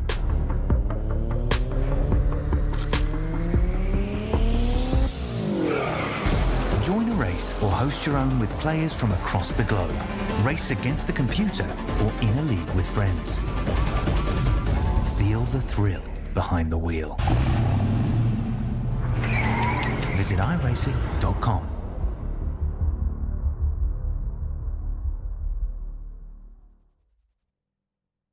We are Best One. The best tires. The best customer service. The best automotive service. The best team. And the best customers. You see, Best One isn't just our name, it's who we are.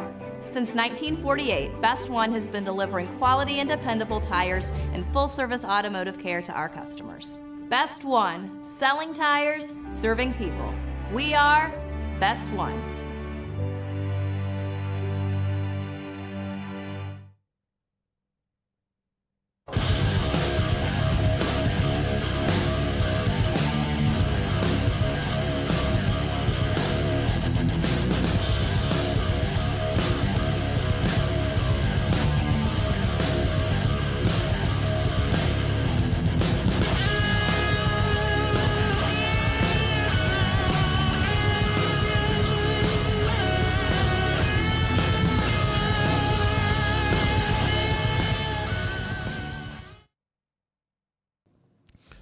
Back here at Talladega Super Speedway, finishing up the Talladega 250 for the Victory Fuel Cup Series. It is in the books, and your winner, Brian Messer, gets it done. So we'll throw it over to our post-race, Victory Lane post-race show, sponsored by Victory Fuel. Remember to go to drinkvictory.com for some great stuff there. Use code FTSR for 10% off your order. All right, so let's see if we can talk to our third place finisher, who snuck up there at the end and almost snuck away a win. Let's look at our, let's talk to number 40, TJ Bartell. TJ, congratulations, man, on the third place finish. It got wild and crazy up there towards the end. You managed to kind of get yourself in position for a solid finish. But, we were talking about it. You never really know what's going to happen here at the end of these races.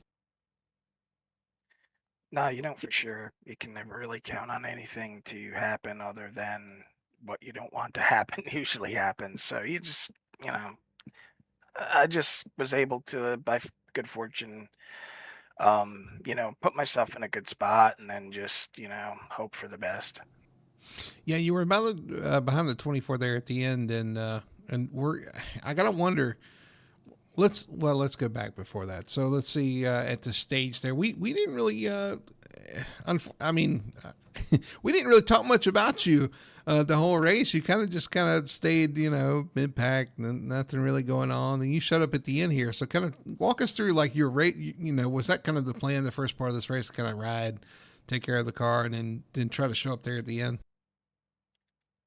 No, qualified fourth and wanted to stay up, near the front, and I just got totally friggin' freight trained by the entire field. So put me in the back and realized I have zero friends. So just kind of did what I could and, managed my stuff at that point. And like probably the middle part of the race, Richie and Michael Blackner and Wayne were kind of working with me there. They at least were not hanging me out to dry. So, we just, I could see we weren't catching the front pack, and I was just like, well, unless they wreck, we're where we are, 11 point something seconds back. So, and then the caution came out, and I was like, well, maybe some of them guys running higher gears will have to pit for fuel, and I think a couple of them did, and just worked out where we were in good spot. And then, the 24, I've never had any issues with him. He always races me clean, so I was doing all I could to try and push him to the win. Yeah, let's go back to that too, because that green flag stop in that second stage, you guys came out and I think you were like 6 or 7 seconds back and dropped to 10 or 11. Just because they had more cars. What put you guys back there? I know there was a group of you guys back there. What put you guys back there? Did you guys take tires, or was it just a slower pit stop, or how did you guys end up behind that group at that point? I think honestly, I don't know about anybody else, but I did not take tires. I just took fuel. I took a little bit Okay. extra because I was afraid of a caution at the end, and but came out right at the same time, pretty much as Richie and I think Wayne or whoever else was there. We kind of came out somewhat together, but that big group pitted like a lap or two before us, and I know that at these plate tracks, if you pit first, unless something really bad happens, you're going to win because for whatever reason you just get out ahead of everybody, and as soon as your cars peel off, it just slows the pack down. So however many laps they run without the leader guys, that have pitted, with them, that they're just running slower and they're losing time to them. Yeah, I've noticed that too. It's kind of an odd phenomenon, but it does seem to work that way for sure. So, anyway, I mean, at the end of the day, you guys got that caution, got caught back up there, and were able to race it out there at the end, man. Again, congratulations on a third place finish. Solid points night. Anytime you can walk away from Talladega without a torn up race car in the top 5, you got to somewhat be somewhat satisfied, I guess, with that. I mean, everybody wants to win, but at least at that point, you can kind of walk away and know that you didn't really tear up the equipment and had a solid night. So again, congratulations. I'm going to throw you the mic there, let you do your shout outs and your sponsor plugs. Yeah, thanks. I appreciate that. You hit the nail on the head. Coming out of here with a clean car, in the top 3 is about all you can ask for. So, just very blessed to have that happen. Just gotta thank Jeff Chandler. Hope he's feeling better. He's a little bit under the weather, I think, and without him, I wouldn't be here. It's all the credit goes to him and this race team, and he gives us really good cars. And tonight, I finally had some good luck for a change, and had a good finish. So, just got to thank Jeff. Got to thank Victory Fuel, Sim Racing Points, Full Throttle TV, and all the admins that run this show that do a lot of tireless work, and it's greatly appreciated. So hope you guys have a good rest of your night.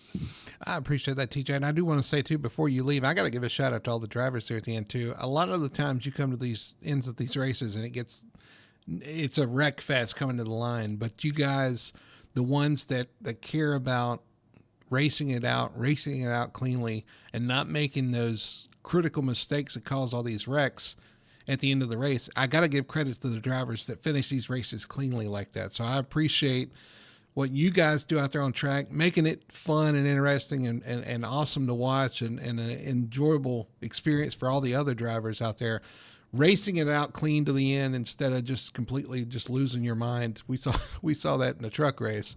So I got to give you a shout out for that and everybody else as well. So I wanted to say that before you left. So, man, congratulations on third place, though, and enjoy it, and we'll see you next week. Yep, thank you. Greatly appreciated. There's your third place finisher tonight, TJ Bartell, bringing it home in third spot in the number 40. I guess that new number's working out for him, Tony. Yeah, actually, yeah, pretty good luck with it tonight. And yeah, we hope Jeff's feeling better. Yeah, I know he was out tonight as well, and we didn't get to chat with Doyle tonight too, so that's kind of a sad thing. Yeah. Although Doyle probably maybe fell asleep anyway, so maybe he got that night off. Yeah. All right, I'm going to throw it down to you. I think you're standing by with our second place finisher, William Lark. William, man, you started 22nd, almost at the very, very tail end of this field tonight, and you managed to come up second. You had an up and down night, led a little laps, fighting for that finish at the end. We just heard TJ was trying to push you a little bit.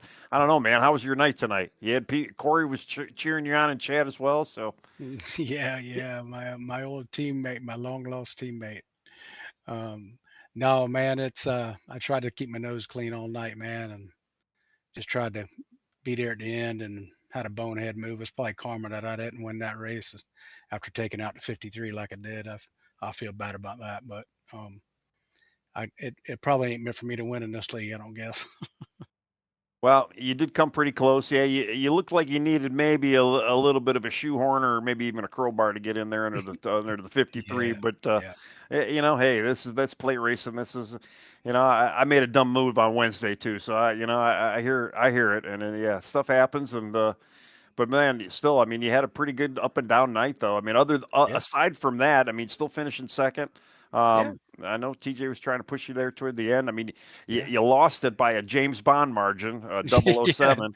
Yeah. And, it just, we were talking too, it's unfortunate I always got to talk to the first loser, but still, man, second place at Dega is not a bad place to be. No.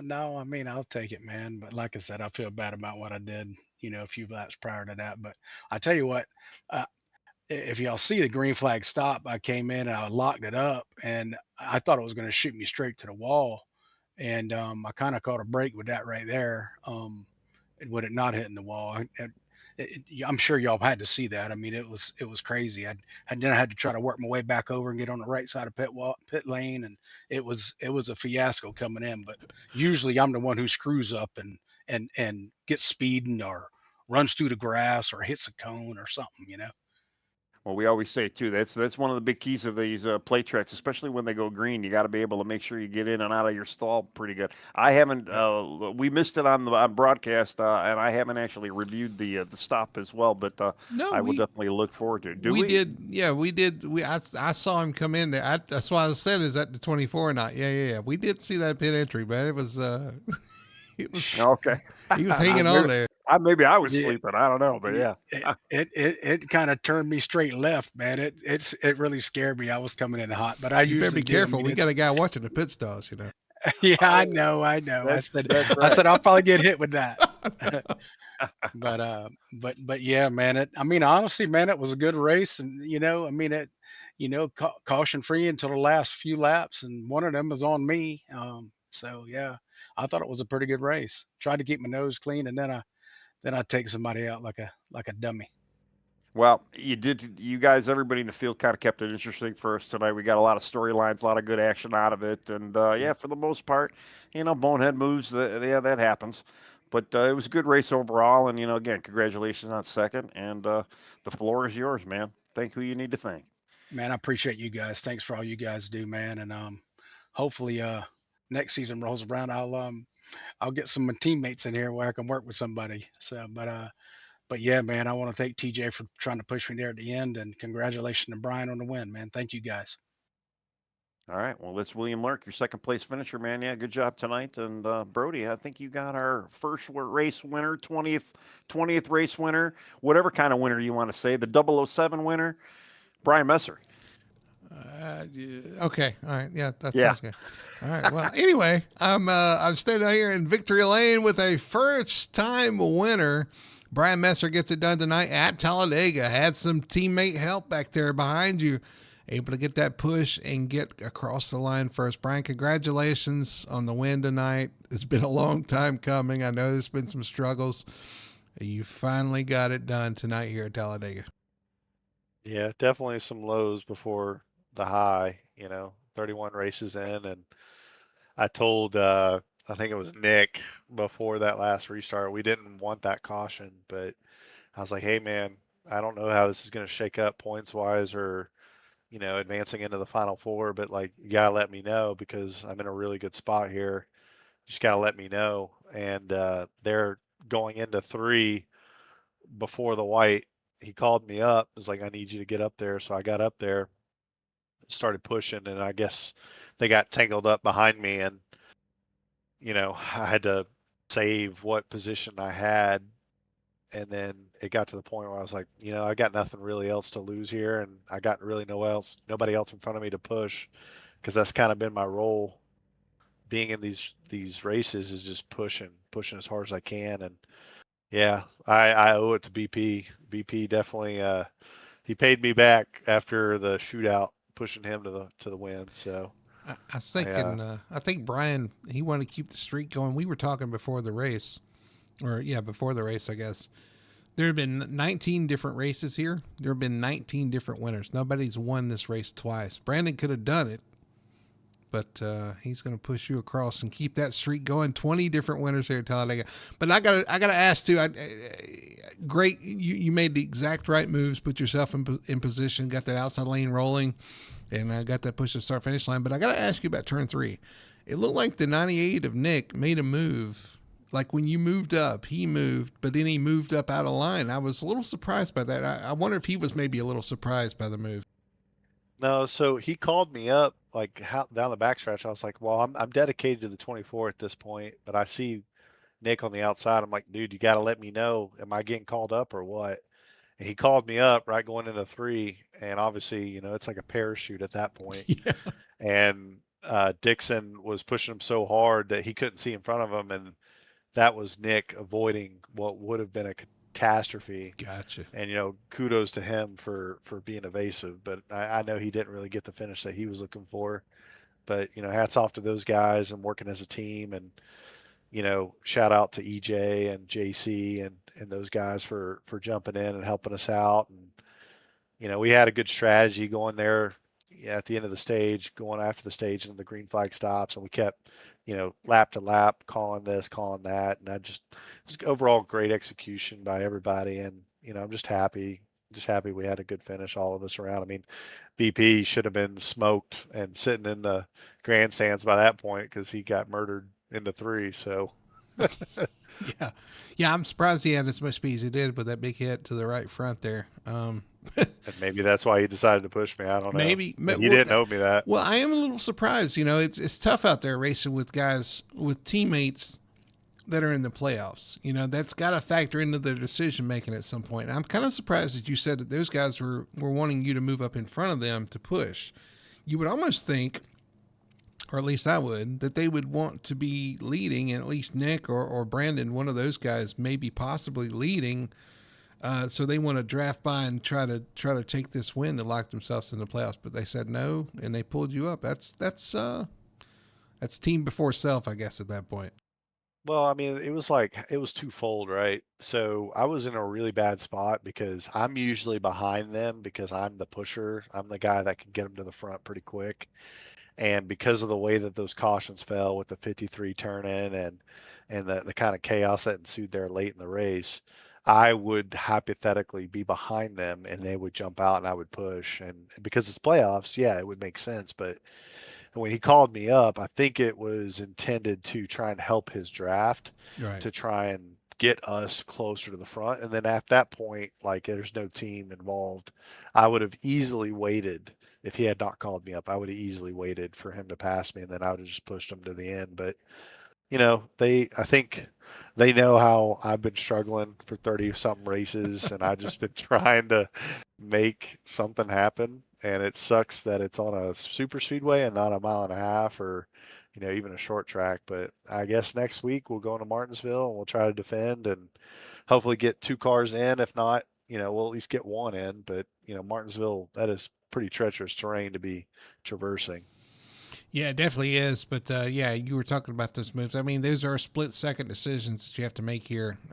Super speedway racing is really tough. So making those split second decisions and having it work out, man, it's so relieving. It's so rewarding when they work out the right way. So that's awesome. I'm gonna throw it over to Tony there and let Tony take over and have a few comments. Well, yeah. Well, first of all, yeah, congratulations, man. First win, 20th new winner at Talladega. I mean, it's a hell of a feeling. You had a great run tonight too. I know some of the guys too in chat before the race started. They were admiring your pit board box. Surprised Brody didn't even mention that. Oh, and, no. Yeah, and and who would have guessed that it would have been you? I picked your teammate to win, Brandon Fairplace, but something told me, said Brian Messer, I probably should have just picked you from the get go. But man, you had a hell of a night tonight. Like I say, you kept it clean. You were looking good all night, and yeah, you got that little help right at the end, and you won. I don't know if you won, but you won by a 007 margin, and that's just by the maybe the front air lip of your nose or something like that. Just a great win though, man. Good job. Yeah, I really appreciate you guys, and I definitely thought in the middle of the backstretch there we were so far back. We were like 2.5 car lengths. I was like, there's no way we're going to gain that much momentum to catch them on the trial. If this was Daytona, I definitely would have lost that race by a margin or 2. But because the start finish has been pushed back so far that it made it more of an advantageous run there. They got kind of split cross there at the bottom, and it kind of gave me enough to push. But yeah, Nick Alford with hot lap wraps. He likes to throw little reminders in there to remind me where my status is in life, and that is being the IR Marine. I'm a Crayola guy. I'm a crayon eater apparently, according to my shipmate there. But yeah, overall, just really happy. Just glad that I was able to wrap up season Charlie with a win. I'm trying to get a shot of your pit board. Let's see if it's. I can't really. It's toward. He used to put it on my dashboard, and it was It was like on the Gen 6 cars. It was almost annoying because I would look down to see where my fuel's at, and I would see that little crayon box right above it. I'm gonna cheat here. I'm gonna actually pull up the. Brandon actually told me before the race that I needed to show this. So I'm gonna actually cheat here and see if I can. Yeah, I'm seeing it. I can see it on stream right now. Well, for a second there, he's zooming. I'm zooming. I'm gonna make sure we can see it really nice and well there, because Fetter Place did tell me he wanted to get it on the broadcast. So there you go. I got it on the broadcast. But man, perfect. Listen, Brian, it's awesome to see first-time winners out there. I always love that from a league standpoint, to see some of the new guys get those wins out of the way, and honestly kind of see how that develops into their future success. Because once you get that one out of the way, the other ones just seem to kind of come a little bit easier. So hopefully that's the case for you. You know, kind of like you said, you've had some struggles at times, and it's been I don't want to say well documented. Between me and you, we've had discussions about that. And it's awesome to see things kind of work out in your favor here tonight. So able to get that win, even though I'm sure the playoff drivers are kind of wishing one of them maybe were in victory lane, but I'm sure they'll be just as excited to see you get the win again. So man, congratulations on the win. Talladega winner. Yes, it's Talladega. Yes, it's Super Speedway. But you know what? The record books will say one win, and it doesn't matter where it is. So awesome job. I'm going to hand you the mic to let you do your shout outs and your sponsor plugs. Yeah, no, I appreciate you guys, and I appreciate Victory Fuel for sponsoring the series, and obviously Full Throttle TV for putting on such a good show. And I gotta give a lot of shout out to my guys, Nick and BP and Dixon. I mean, those guys, we've had a fair share of win, not if. Scenarios if that happens.